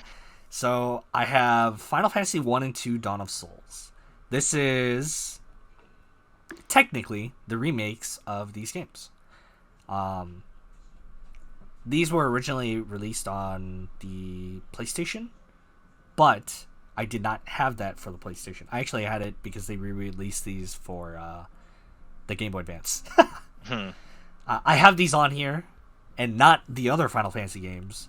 So if I had to choose my favorite Final Fantasy game, it would be Final Fantasy VI. But I wanted to go with the origin story instead, because this was Final Fantasy 1 was the very first Final Fantasy I ever finished. Oh, okay. And this is my very first exposure to Final Fantasy of me playing it, because my dad's a huge Final Fantasy fan, so he's played like all of them. Right. Gotcha. And like I could like at the time he had told me like, yeah, you should like play Final Fantasy VII, but yuck, I don't want to play a console Final Fantasy. So when we were traveling a lot, or like when we travel, I would play this because it's handheld, so it was very easy to like just boot it up on my GBA and play it. But yeah, this was my exposure to Final Fantasy, and I always say that if you want to get into a Final Fantasy, just pick the one that you want, or pick the one that you like, or pick the one that looks most interesting, because they're all different. But I ended up fucking playing the first game, so. My first one was 9, so. Did you like 9? I think it was 9. That's the one with Zidane? Yeah, that one. And Vivi? Yeah. It was fun. Yeah. I don't have anything to compare it to because I've only played that one. Yeah. So, but it was fun. Yeah. The cool thing about the actually this version of the game too is that they added special dungeons and special weapons that are kind of historic through the series as the series has come out, gone on. Because since this is a remake, they added special dungeons to it. And there are 4 special dungeons pertaining to 4 different of the Final Fantasy games, where the bosses from those games would show up. So there was Final Fantasy 3, 4, 5, and 6 bosses that showed up in this game. And I thought that was really cool, because that's once I got to the Final Fantasy 6 dungeon, that's where I learned about like Final Fantasy 6 and some of the bosses in that. And I thought 6 is really cool. Kefka, right? Yes. Okay. Yes. I'm a Final Fantasy nerd, like newbie. Like I don't know. Yeah, I've played the originals. I've essentially played 1 through 10. So, like, I've actually played a lot of these games now. But Final Fantasy VI is still my favorite Final Fantasy personally. I like all the characters. I like the story. Kefka's a better villain than Sephiroth. Oh shit! Hot takes coming in.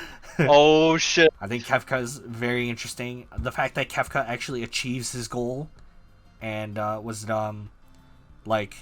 gets to do the bad guy thing is also like I think much more interesting than just like last moment stopping the bad guy, kind of thing. So I don't know anything about the story. Oh no! I mean, like just in general. I know the one bitch dies in 7.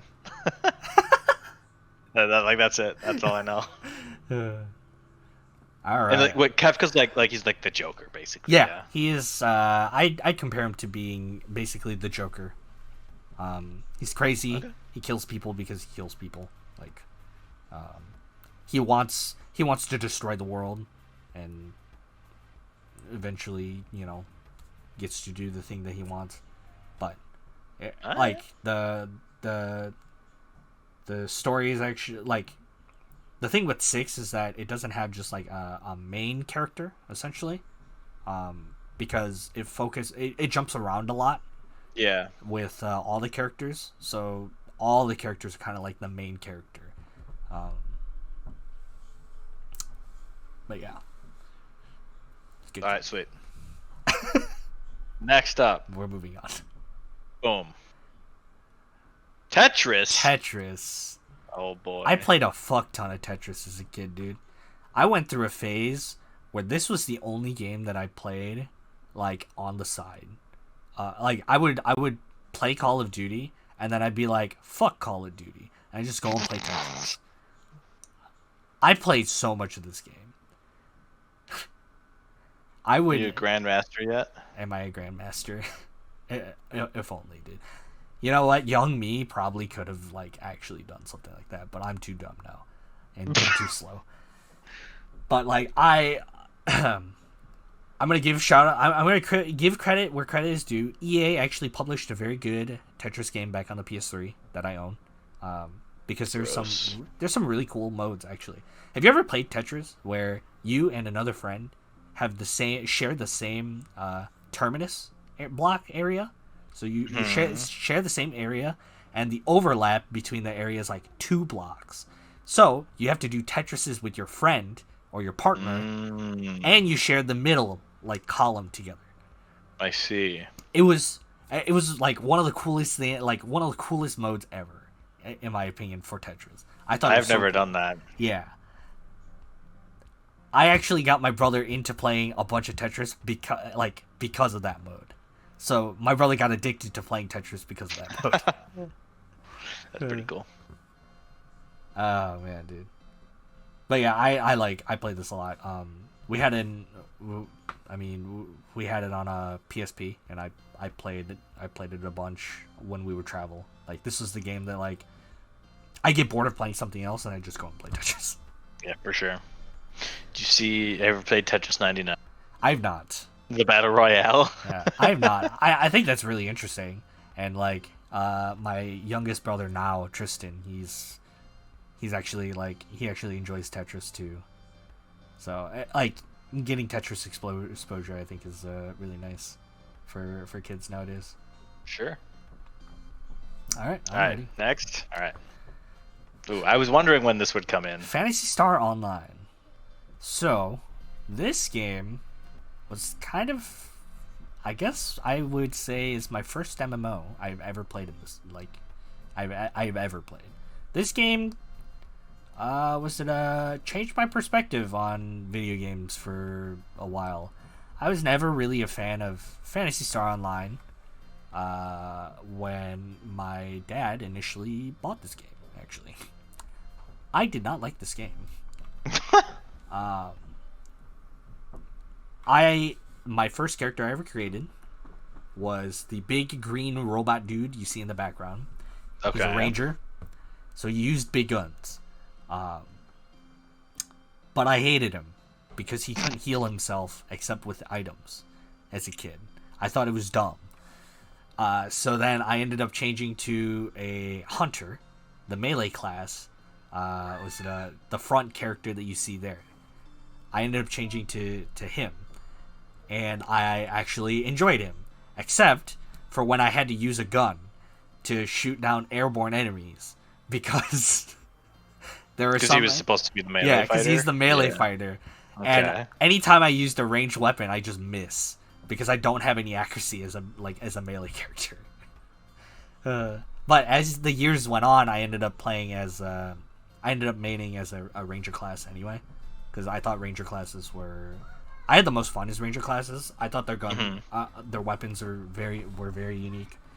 But all the weapons are very unique in this game. This game, I compared to RuneScape. Yeah. Like this is the game. Like this is the game that kind of like. When I think about RuneScape and why I actually really enjoy RuneScape is because I played this game a lot. Okay.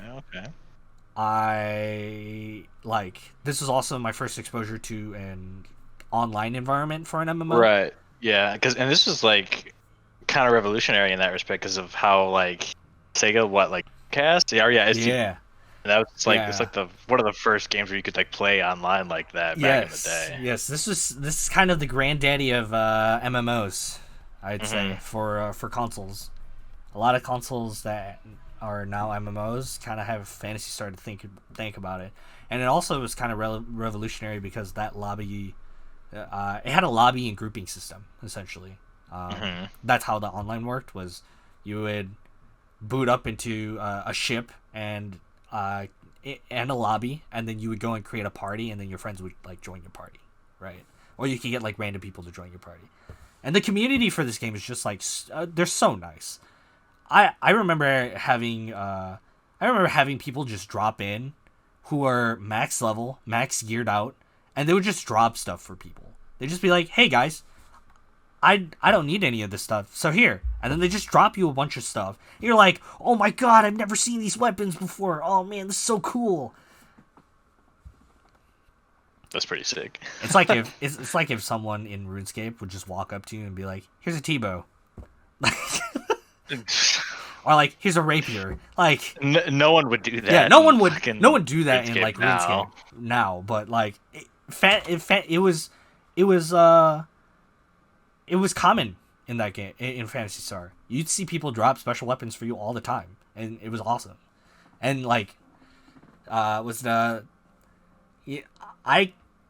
think this is one of those games that is kind of timeless, where you could go back and you could play it with people. Honestly, I think a lot of people still really want kind of want a remake of this game, because this game is very simple, and I think that makes it very easy to play. But I had me play it a little bit on the GameCube. Yeah. It's a little it hits a little different when you're playing split screen with a fucking 4x3, unfortunately. But yeah, I was lucky enough to actually experience it on the PC with the newest episode of episode 4 for that game, and that was very fun. All the boss fights are really cool too. I could go on about this game, but I'm not gonna. All right, you ready for the next one then? Ready. So, you have Modern Warfare 2. Yeah. I have Call of Duty Black Ops. So, yes, Modern Warfare 2 was very good. Modern Warfare 2 was my first Call of Duty game that I really experienced. However, I enjoyed Call of Duty Black Ops more, personally. This was also a very fun game. I played this game way more than I actually played Modern Warfare 2. All my friends played this a lot too. I mean, you get zombies in this game too, man. Yeah, actually. Originally, I bought this game for zombies. Yeah. And I what was the original zombies map for this game? It was Theater of the Dead. I don't remember what the actual. Oh, it's Kino der Untoten. Yeah, there you go. Yeah. I remember that, yeah. Because then, like Ascension and this one with Moon. Yep, Moon was the final map. Yeah. This game. Ascension, Shangri-La. What else? Moon was the last one, but what's the one in the middle of those? The middle one was the ice map with the actors. Oh yeah, Call of the Dead. Call of the Dead, that's it. That shit was awesome. I like that map a lot. That this is good for zombies for sure. Yeah, I played this for I bought this originally for zombies, right? I got this for zombies, but I played so much of the multiplayer with my friends, and we have some really funny stories about this. Like playing. Have you ever played Demolition on Nuketown in this game? Yeah, it's just chaos, and it's so small. The bomb sites are like in the garages, and there's like no way in or out of that that room. Yeah, when you're in it. It's so small. Yeah, I had a friend who was like a really big fan of the YouTuber KY Speedy at the time, and he would like just do ninja diffuses whenever he could, and it was the funniest thing ever. Oh man, dude. I think I remember seeing like videos Yeah. that you made of that kind of stuff. Yeah. Was it this is the game that I really far back in the day made montages. Like I made my own montage for this game because I enjoyed playing this game so much. I remember that. I've seen that montage. Cringe as hell. Oh yeah. No, I definitely agree with you. But this like I love this game. I think this game is great. Yeah, this is a good one for sure. Yeah. Man, what was that? I had something else I wanted to say about this game. Oh, we pissed so many people off doing gun games, dude. I had a remember wager matches, yeah. dude? Oh man, those are fun. I had a friend, like we got into like a 12-player lobby of was it a gun game with like all of our friends in high school at the time, right? Mm-hmm. And we like 2 of us were just running around knifing people and just fucking pissing. That would set people off. back. In yeah, the series. Dude, it was so funny, dude. We were just like absolutely pissing people off. And then we played like Sticks and Stones too. That was so much fun because we only did it on Nuketown, and it was the funniest thing ever because you get 12 people running around on Nuketown trying to crossbow and trying to stab each other. Yeah. Oh my god, dude. Yeah, you had tomahawks in that game too. Yep. Good times, man. I remember those, yeah. Because, there was that. There was Sticks and Stones, gun game, One in the Chamber. One in the Chamber, yeah. One in the Chamber was... Was there a 4th one, or was it just those 3? I think there was one more. I don't remember what the last one was. But, yeah. This game also is a part of my list because I played a lot of zombies with my dad. My dad and I played a lot of zombies. There was I don't know if you remember. The 4th wager match was Sharpshooter. Sharpshooter. You received a random weapon every 4. Oh yeah, I do remember that. I don't know if you remember, but PlayStation Network went down once. Remember when PlayStation Network got hacked? Oh yeah. And so like the entire like thing network went down, and what my dad and I did for that break when that was down was he said, "Hey, bring your TV up here. We'll set up your TV and your PS3, and we'll just play zombies." And that's what we did. We playing zombies is so much fun, man. Yeah, we local played zombies together, and it was great. There was also a period of time where like.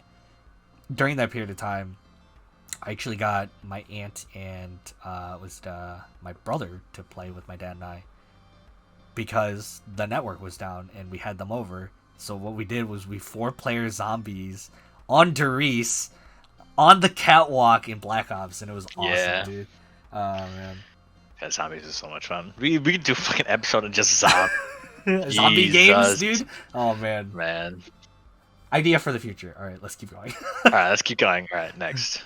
Yes, here we go. Yes, finally. Some Magic the Gathering. We got to the best game in the universe. Magic the Gathering. So, to date me, I had originally seen Magic the Gathering in 2011 because I saw a random video by Mr. Sark of him playing Magic the Gathering. And I was like, that's a weird card game. And then... in 2012, my dad introduced us to the game because he's like, "Oh, this is a pretty cool card game," and so we bought packs. So we bought intro decks, and we all sat at the table and we were like learning how to play the game, and we had no idea what the fuck we were doing. But like the initial deck that I got, I hated because I think it was a Boros deck. So it was red, white. Turn creature sideways deck. It was a red white aura based deck. Oh, that with sounds awful. With like Griffin. It was like Griffins and was the like some like bird type creatures, and I hated it. It was dumb. I thought it was dumb. Some rocks. Yeah, I thought it was dumb and I hated it because all the creatures were small, right? At the time, my for Magic, so we went back to the store, and I saw a green deck, and I bought the green deck. And I saw all the creatures, and all the creatures had like big numbers. I'm like, oh yeah, I like this deck. So I became a green player that day. Wow. So moving on in my Magic history, so we did that for a little bit, and then we figured out that there was a Magic the Gathering was a game on PlayStation and Xbox. There's the card game, right? On those with pre-constructed decks, and was like cards that you can get, and then was swap in and out of the decks. And my dad and I bought it, and we loved it because everything that we needed to, like all the rules and stuff that we didn't know how to do before, was all done by the system. So I learned how to play Magic through the the interface doing all the rules, but like the interface isn't gonna mess up the rules. Yeah, we just kind of see what happens. Yeah. So I learned how to do I learned a bunch of stuff from just from playing the tutorial, playing the campaign of the game, because it was essentially you're just dueling the other planeswalkers essentially, base decks, and then that version of the game also had Arch Enemy, which was really cool. Oh, yeah. And the mode that my dad and I played the most was Two-Headed Giant, because we figured... Two-Headed Giant is so much fun. Yeah, so we could, because my dad and I are very PvE-heavy kind of players, right? Yeah. So we would just, we'd just play against bots of, different decks and stuff over and over again, Two-Headed Giant style. And he loved playing the Life Gain deck, and I loved playing, a Simic Eldrazi deck. Oh, yeah. Baby! It was a Simic Eldrazi deck, and I loved it because it had huge Kraken creatures, and it also had Ulamog in it for some reason. And who's the other Eldrazi Titan that I'm thinking about? Emrakul? Not Emrakul, the other one. Oh, it's Kozilek. Yes, Emrakul and Kozilek, and these are the Annihilator versions of these guys. Yeah, yeah. So they're the unbalanced ones. The very unbalanced ones, and the deck had Rite of Replication. Oh my god! So one of the funniest things that I loved doing, playing in that game, was getting an 8/8 Kraken out and just copying it 5 times. It was the funniest. I enjoyed that game so much. But moving on from moving forward in the Magic series, I love the game so much. I ended up buying the next version of the game, and then I ended up actually starting to collect cards and buying pre-made decks of these things. And eventually, I settled on a deck that I wanted to, I bought a bunch of cards and collected cards as I was playing this, game on the PlayStation, right? And eventually I landed on a deck that I wanted to make. So originally, when we bought a bunch of cards, I made decks for each of the colors. So there was a white deck, a green deck, blue deck, red deck, and a black deck. And I came across a Selesnya Auras deck in one of the games. And I thought, I loved it. I thought it was the coolest thing ever. You'll remember this now, Ian, because because this is a little bit after, right? This was before we started hanging out. Yeah. But you said you started playing in 2011. I started playing in 2012. 2012. Yeah. Okay. So what? That's fucking. Innistrad or Ravnica, if I'm remembering correctly. Remember? That was Ravnica. I think that was Return to Ravnica, because the original Ravnica came out beforehand. So then was the 2012 was the Ravnica area, and then 2013 was Innistrad, I believe. Oh, Innistrad's was before, and then it was Ravnica, Theros, because Theros is when I started. Oh yeah, Theros, and then there was Return to Ravnica after that, right? And then, or not Return to Ravnica. It was Tarkir. It was Tarkir. Oh, and then yeah. Zendikar, and then Shadows over Innistrad. Yeah, Tarkir was the thing. I totally forgot the Tarkir. Yeah. That's Khans? Khans. Yeah. Khans, and then Battle for Zendikar, and then Shadows over Innistrad. Because there was that brief period of time where I just didn't play. and Cons was that brief period of time. And then when Shadows over Innistrad came around, I remember one of the preview cards was Emrakul. And I was like, Eldrazi are back? Cool.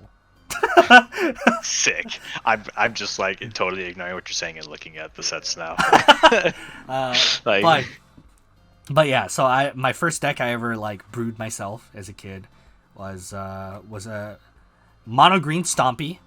Stompy boy. Yeah, I actually like was lucky enough to pull over like 3 different overruns, which gives all creatures +3/+3 and trample.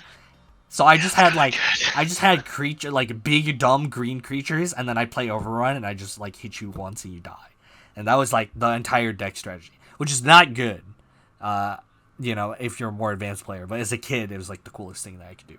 Yeah, you get to play fucking like Ravager Worm, or not Ravager Worm, can like Polaka Worm and like a bunch of other like intimidate creatures and Cudgel Troll and like a bunch of stuff like that. Yeah, because like early on in my collection, I had a bunch of like commons and uncommons, so it was just like all of these like really actually like Gigantosaurus. Yeah, and like shit. actually really bad green creatures.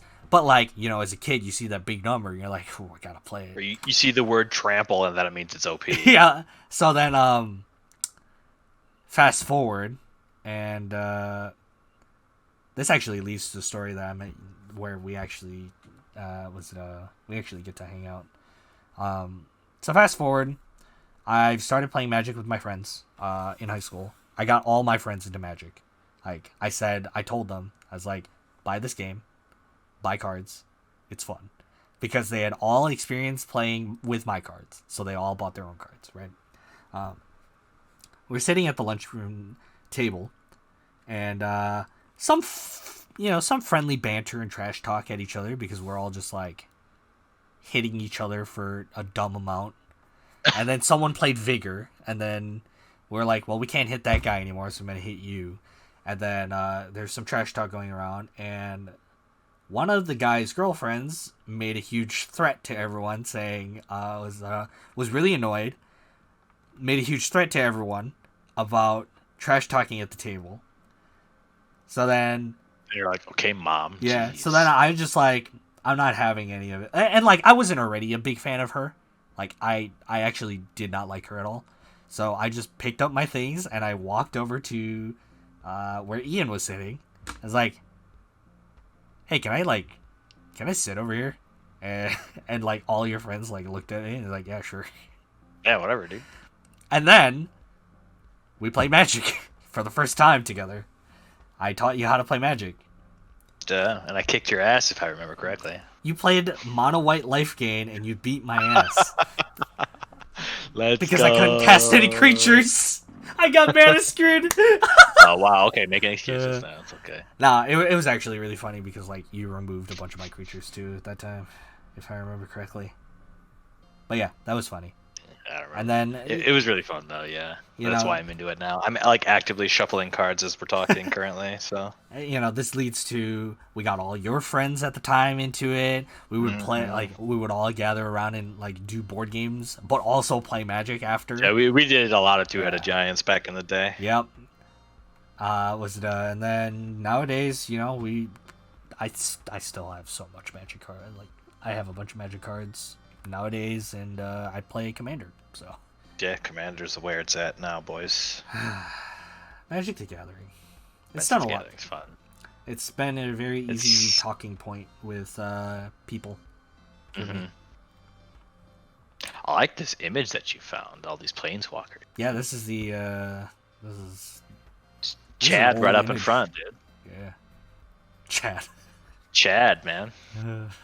All right, I'm ready. Are we done? Yeah, I think we're done. We're gonna like actually not have. We're gonna have to not talk Magic for like 5 episodes because we've talked about it too much in the first 2 already. Oh, you're right. All right, here it is. So I also have League of Legends on my list. Now, hear me out. My reasons are a little bit different. I have League of Legends on here because this is my very first MOBA I ever played. Yeah, same actually. B, this was just a random game that showed up in my life because one of my friends was like, yeah, League of Legends is like a lot of fun, and a bunch of people in the robotics team plays it, and they got me into it. You guys should play it too. So one of our friends was like that, and he actually managed to somehow convince us to install the game and play it, and I hated it. I thought it was dumb. I was like, why am I spending my time playing this game when I can be playing StarCraft 2 with one of my other friends who actually can teach me how to play the game? And then, you know, both of our reactions, like, all right, we started playing it, and it fucking sucked, and here we are. Hear me out though. Hear me out though. Yeah, it sucked because I had no idea what the fuck I was doing. Right? We got all these random ass like scrambled champions, and I hated everyone that I play like that was free that like week.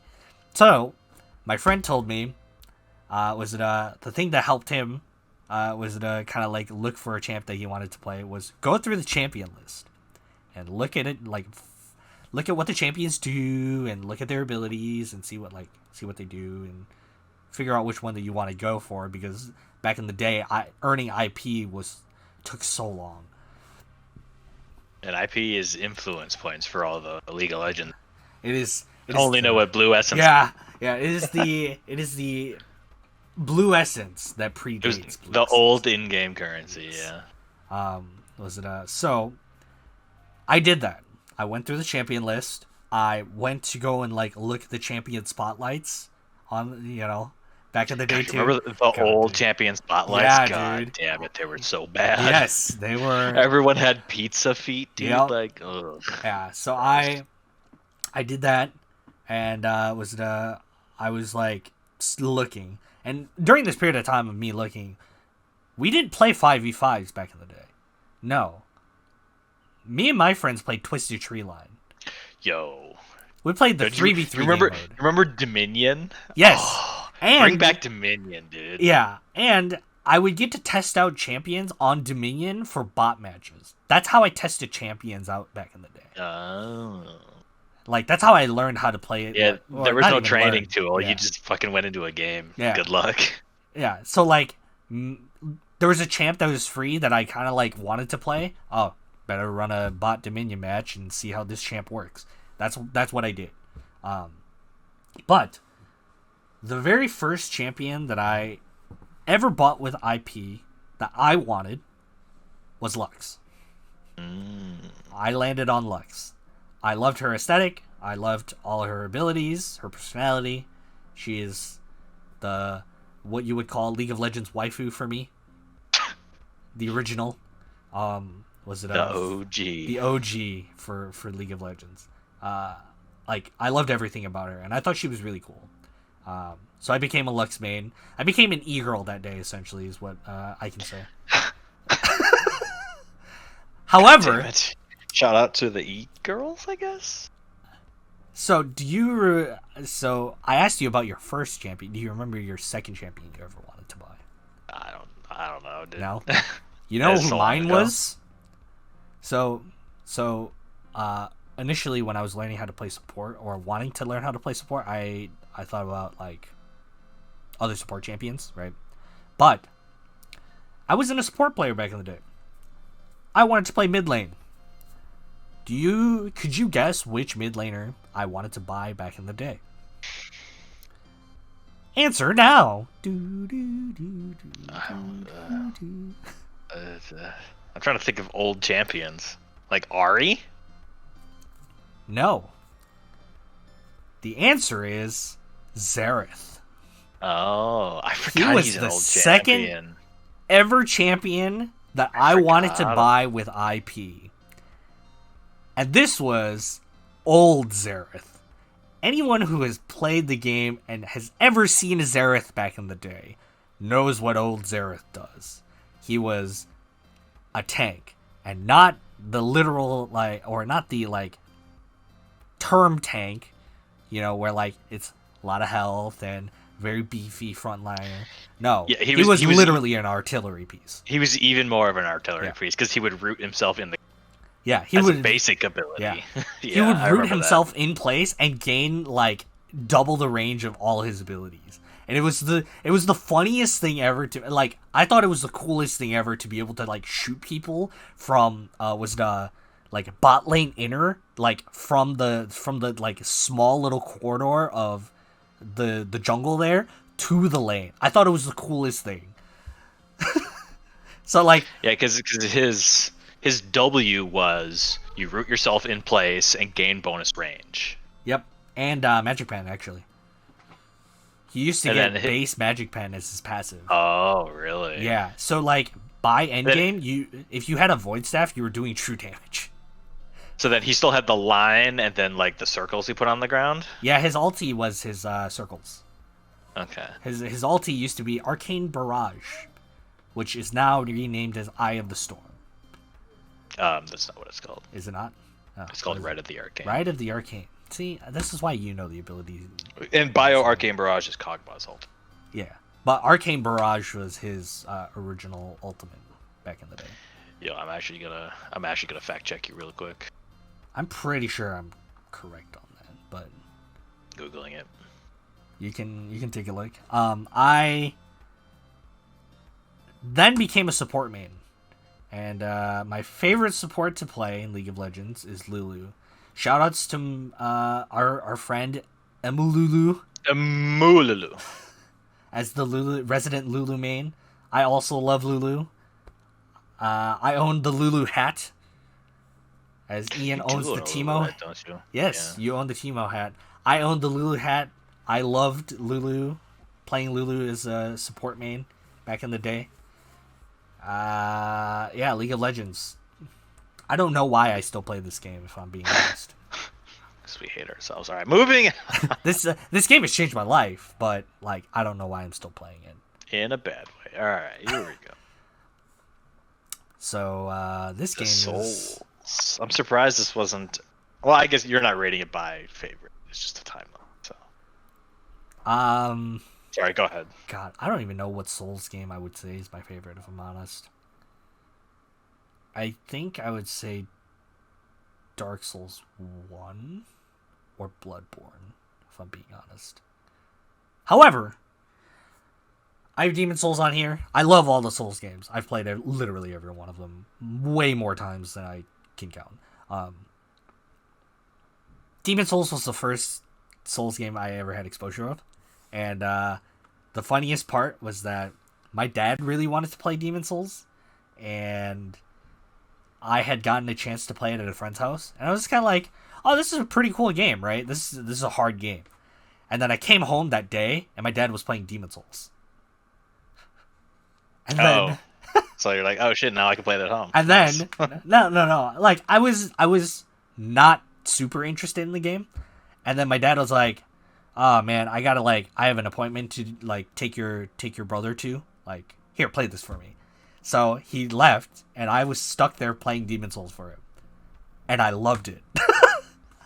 I picked up the controller and I played it, and I loved it. And it was from there on out, I my dad came back home, and he saw me playing it. And he's like, I looked over at him. And I'm like, hey, I have a weird question to ask. He's like, you want a copy too, don't you?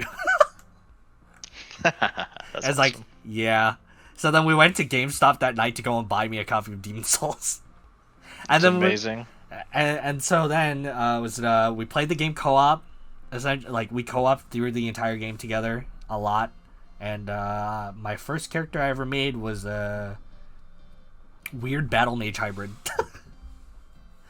This is the one Souls game that I have not played, so I know.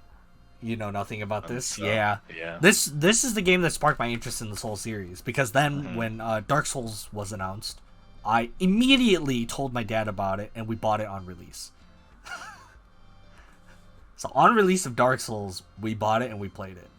And you have the rest played is Dark history, Souls. man. Yeah. Yeah, I've played all of them since. Yeah. So I have a love for this game. This game is amazing. And the remake is beautiful. Yeah, the remake for this game is beautiful.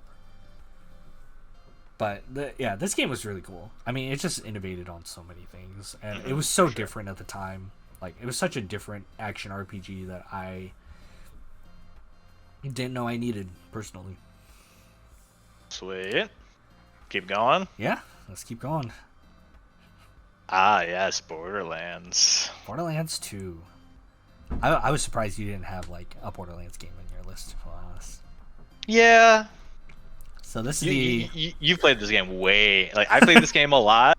You've played this game way more than me. Yes, this is the original looter shooter that I dumped way too many hours of my life into. I have played this game a lot. I've completed all the content for this game when it initially came out. Not the new stuff like OP10. But no one needs to do OP10. Yeah.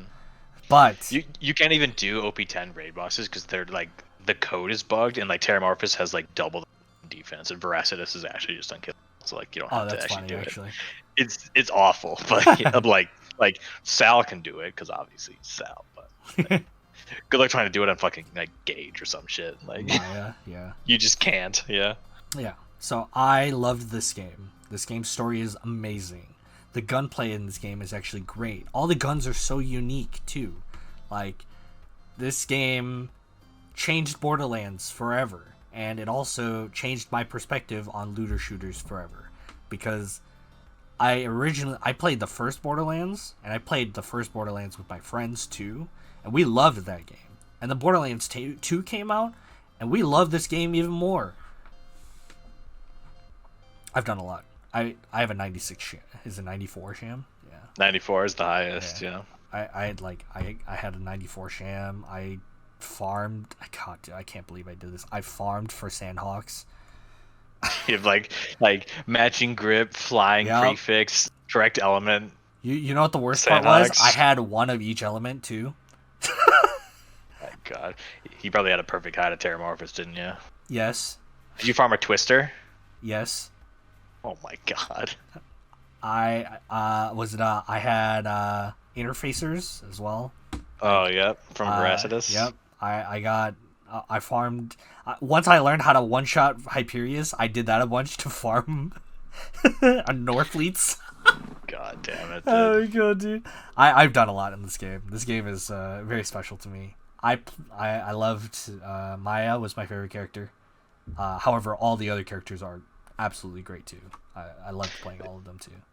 The thing that the Borderlands games does do well is like all the characters have like they're all unique from each other. Like you can use any, but your gameplay loop is different for all the characters too. So like you will find a playstyle that you enjoy with all these games, which is fun. And it's not even just the playstyle. All the characters have their own unique personalities too. Mm-hmm. That like you don't really get to like. That isn't prevalent during like cutscenes and stuff, but like during gameplay when they say stuff, it's funny, like it's enjoyable. And plus, this houses one of the best DLCs ever created. So multiple, actually. Yes, multiple DLCs that were ever created. God damn it! It's also a timeless game. You can go back and play this game anytime. Sure. All right, we're almost done. I think we've been going for a while, so. I figured this was gonna be a longer episode. Because all right, let's keep going. Here we are. Now we have Destiny. So it's funny because I was just talking to our buddy Karate about my Destiny history experience last night before I got off to go to bed, and yes, this game has changed my life. It's really funny for me to think about how many people I've met and are friends with, and I don't even know how they look like because we haven't met in person yet. So Destiny 1, history with Destiny 1. I came home from work one day. My dad had asked me, my dad had said to me, I'm surprised you haven't like bought Destiny because you like Borderlands so much. I'm like, Then following that, I actually went out and just bought the game and played it. So I've been playing. We talked about that a little bit last episode too. So I've been playing Destiny since like week 1, essentially. Or I played Destiny since like week 1. Then I mean, like, I've met so many people playing Destiny. I I got my friends to play, some of my friends to play Destiny, like you. I actually got you into playing Destiny. And then Destiny 2 came out, and I took basically a break from the game. I was lucky enough from one of my friends who worked at GameStop to get the game for free. But I did not enjoy the game. Vanilla game on release. Early Destiny 2 was rough. Yeah, I agree. Even when I came back for the DLCs, I did not enjoy the game. Until Forsaken was announced. Forsaken changed everything. And I actually wanted to play the game.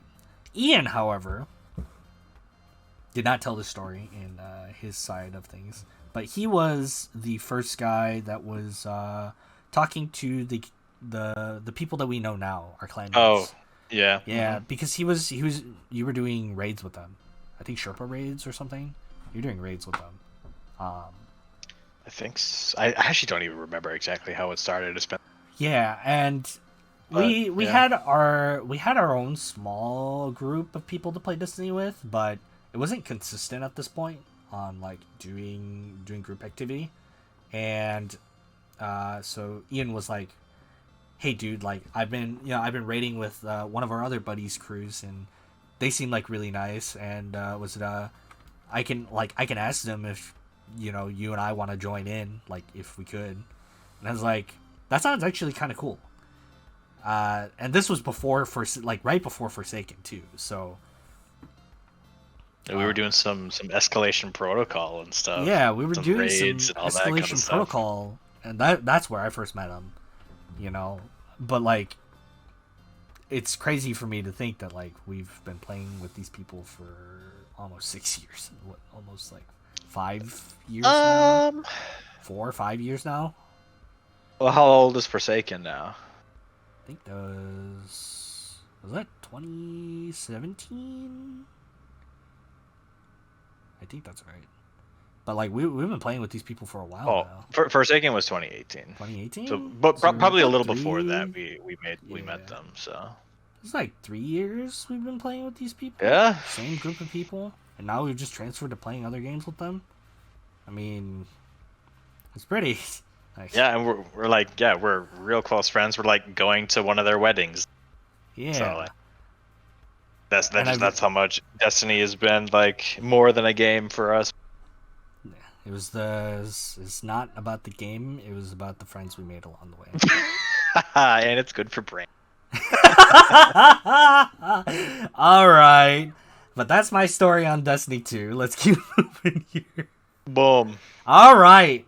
This is the long story right here. So is this the long story? Yes, because this and the next entry. But I have this game on here because this was my introduction to essentially competitive gaming in general.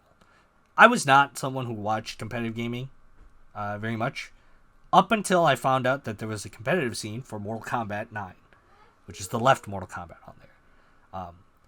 I also have MKX on here for a reason, but Mortal Kombat 9, I played that a lot. I saw the reboot for Mortal Kombat and I was like, I have to have it because I grew up playing Mortal Kombat as a kid.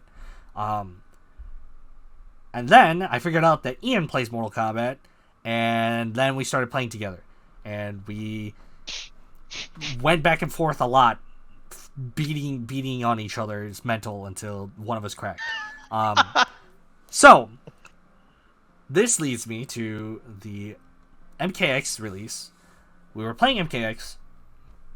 I did not own MKX at the time, but Ian did, so I went over to his house a lot to play. And then we figured out on Facebook, back in the day, there was a Facebook group that was posting, hey, there's like a local tournament in our area for MKX, because I believe that was like Jason's release date was announced, or Jason had just released. First DLC character, yeah.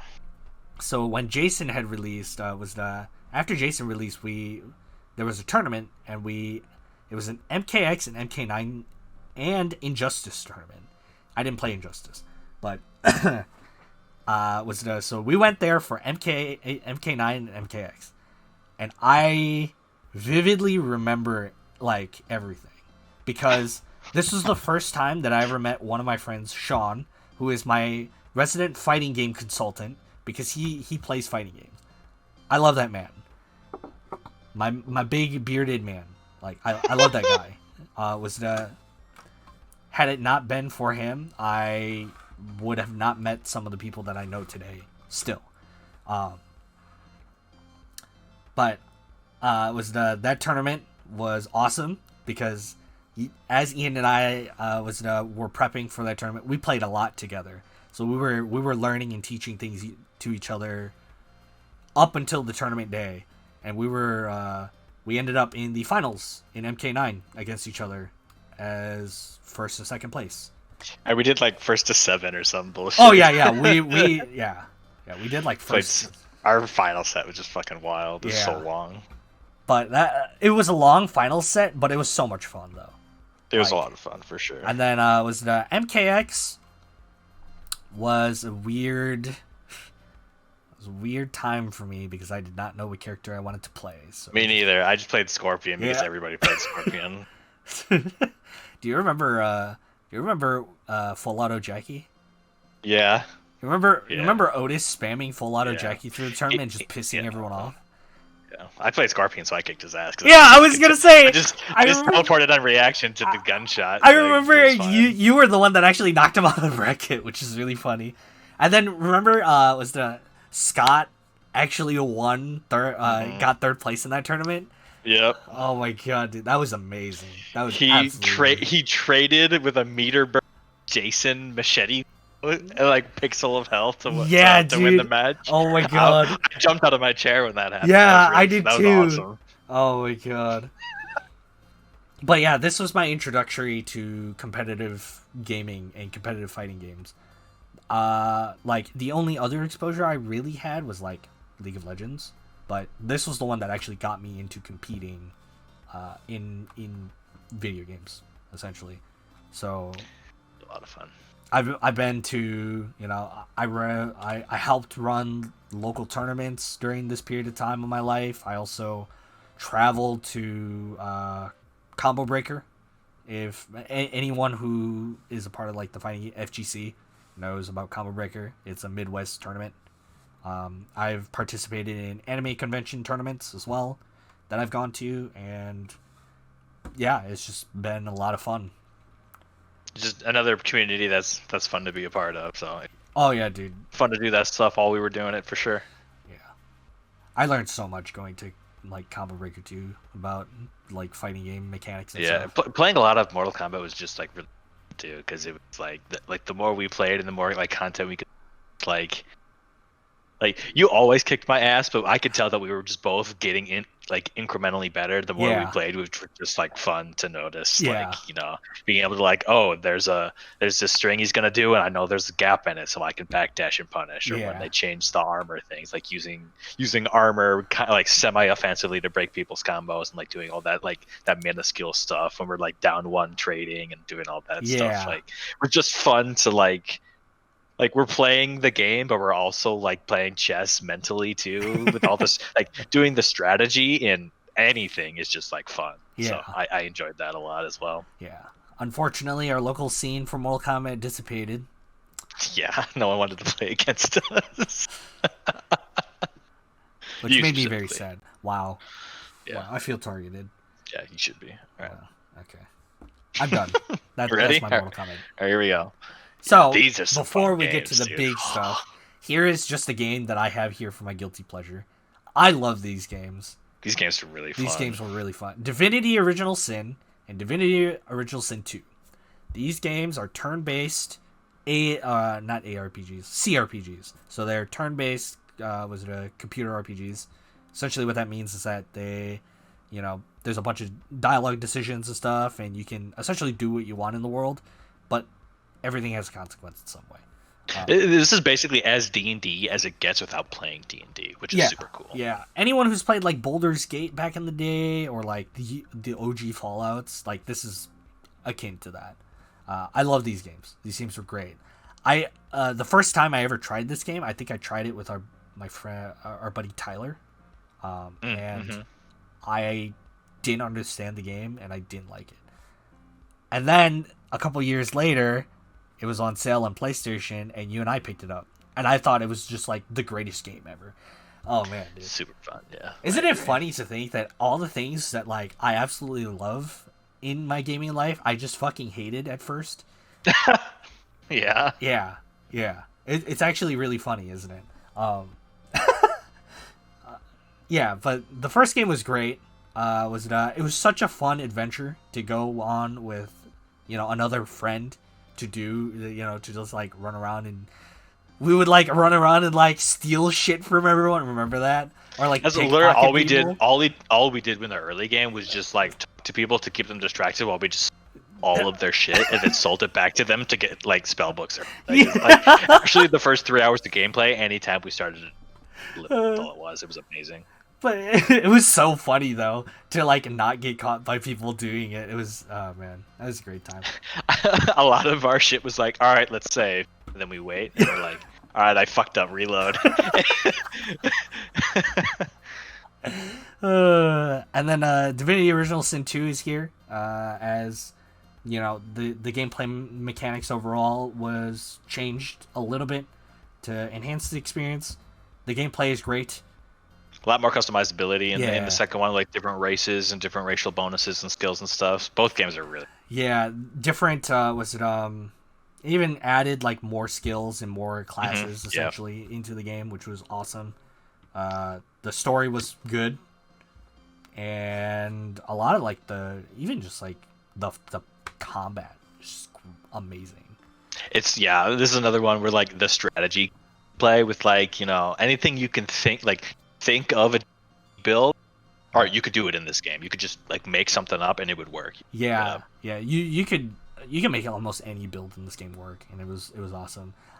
There's a meme build of just throwing things at people because you can be a telekinetic with psychic powers and throw things that are heavy at people and they die.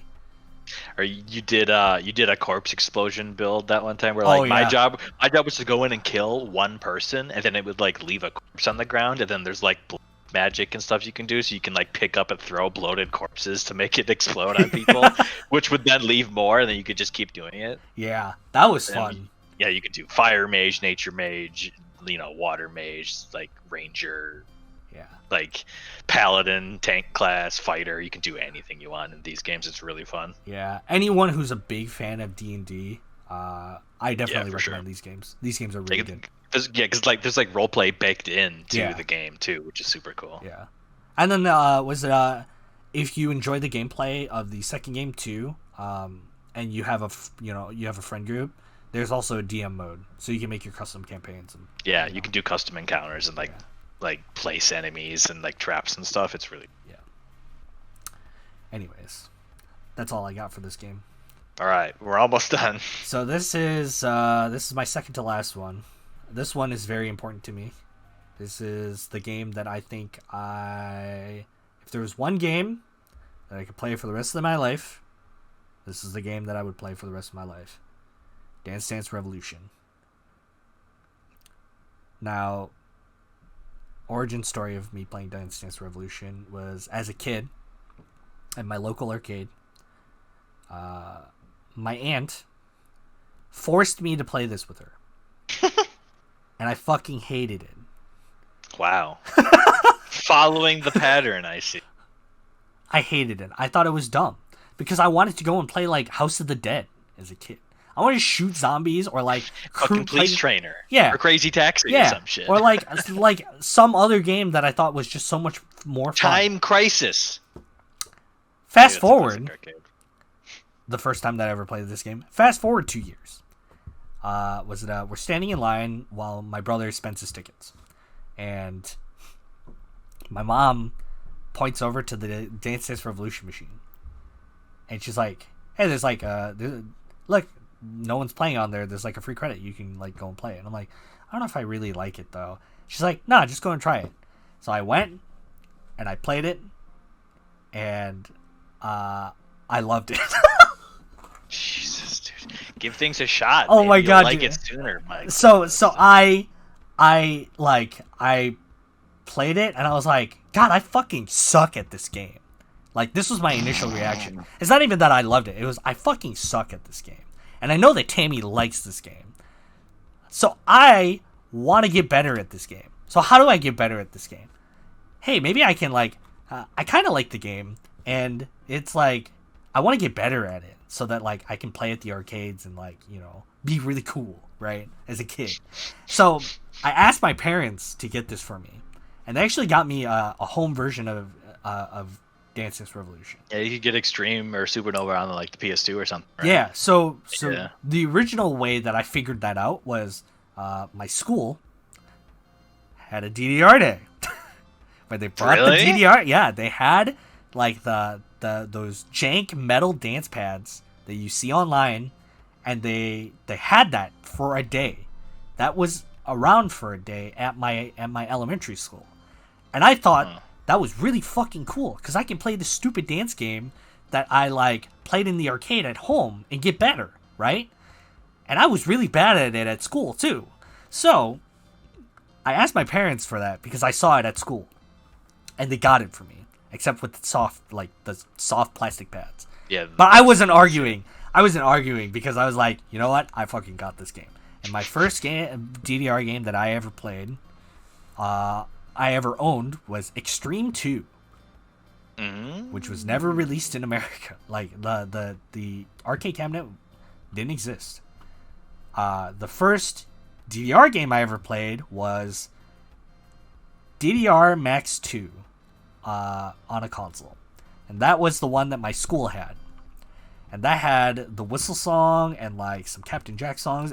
Sugaru was on there, and I thought that song was really a classic. Cool. Yeah. Yes. That's a classic nowadays, but like when I initially heard it, was that at school, I thought this fucking song was the bomb, right? So I had Extreme 2. It did not have the same song list as Max 2, and that was kind of like my complaint to my parents. I was like, you know, like, it's not the exact thing, but I'll take it. So I ended up finding Speed Over Beethoven on there, and I played that on repeat for the longest time. That was the first song that I ever learned how to play DDR on, like at home, was Speed Over Beethoven. I played that on repeat. Everyone in my house knew that song. Everyone in my house had played the chart at least once. It was awesome. And then I figured out that there was a tutorial mode for DDR, and I did the tutorial. Would I recommend that nowadays? No.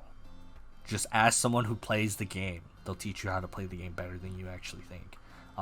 Anyways, so I learned how to play the game through the tutorial, and I actually got better. So then I started playing. I started playing more difficult charts, and then that transferred to me playing at the arcade, which then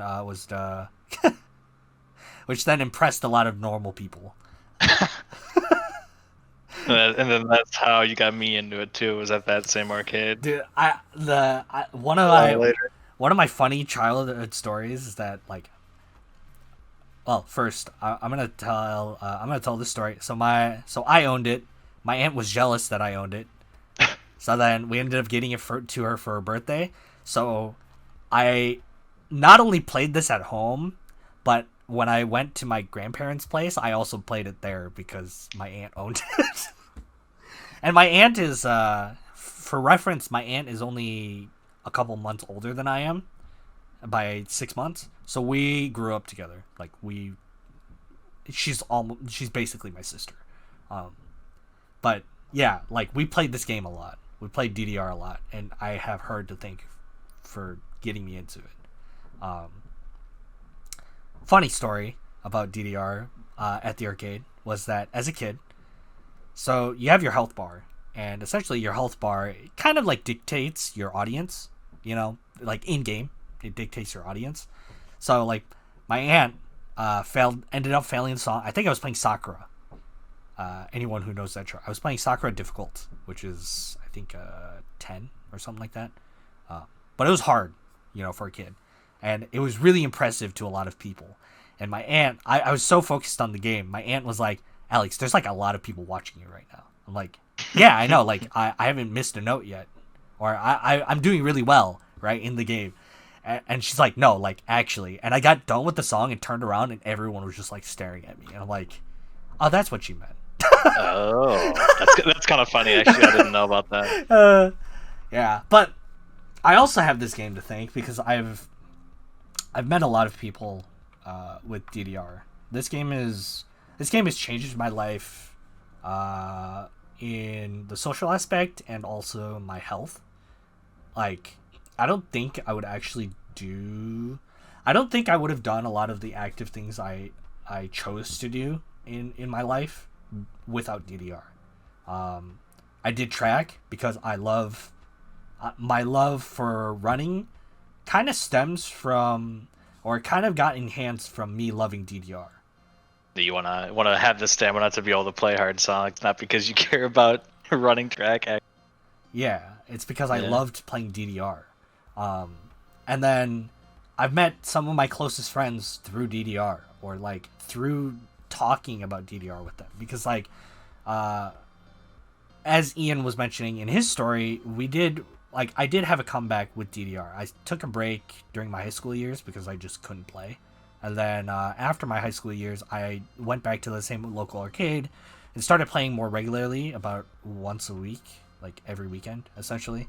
And I brought, Ian and a couple of my other friends that actually used to play the game along. So I actually had like my own little DDR crew at the time.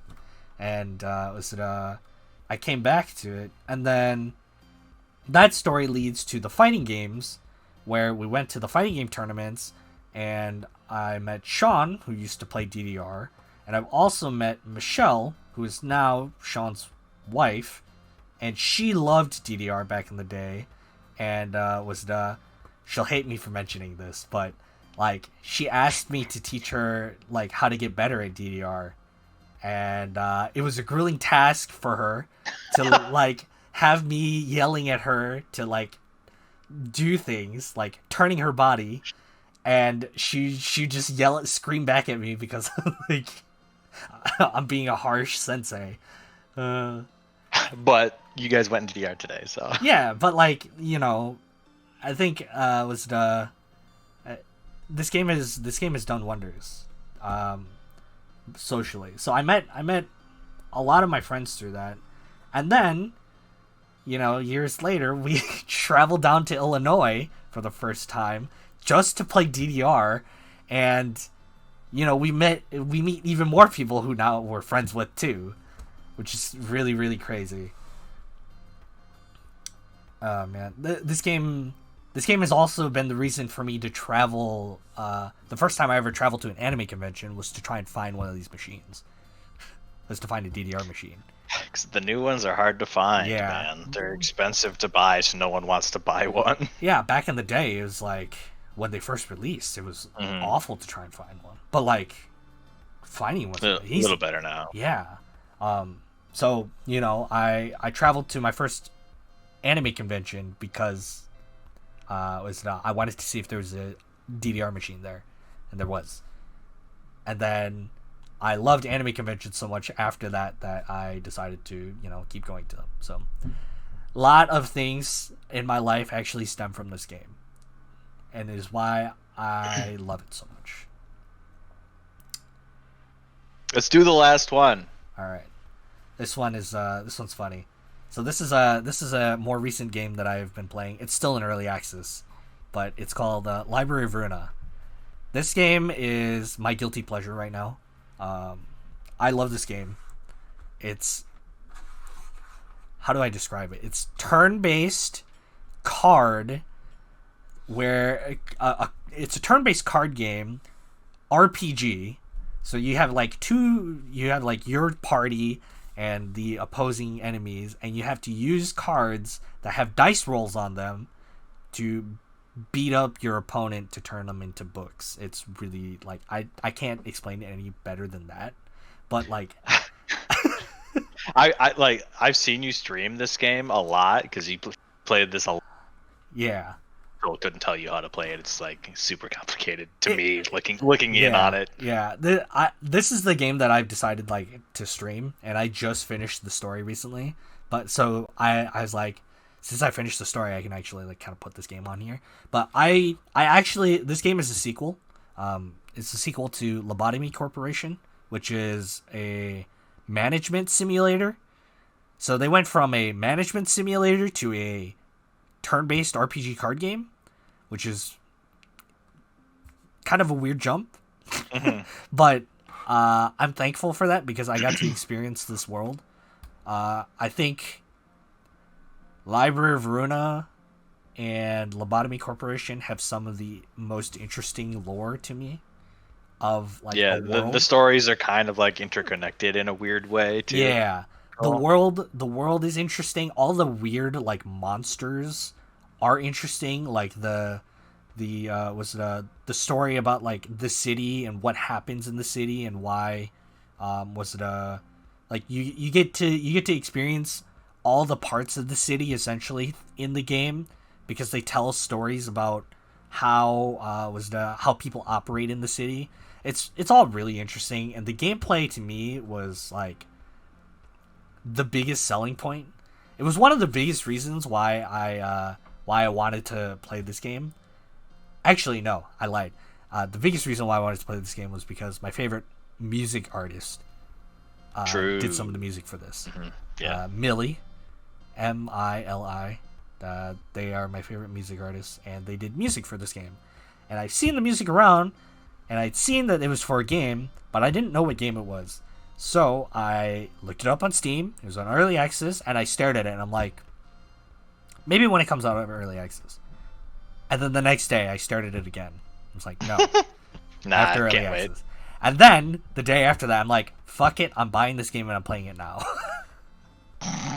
And I'm so happy that I did that because this is one of those games where like I could go back and play it over and over and over again.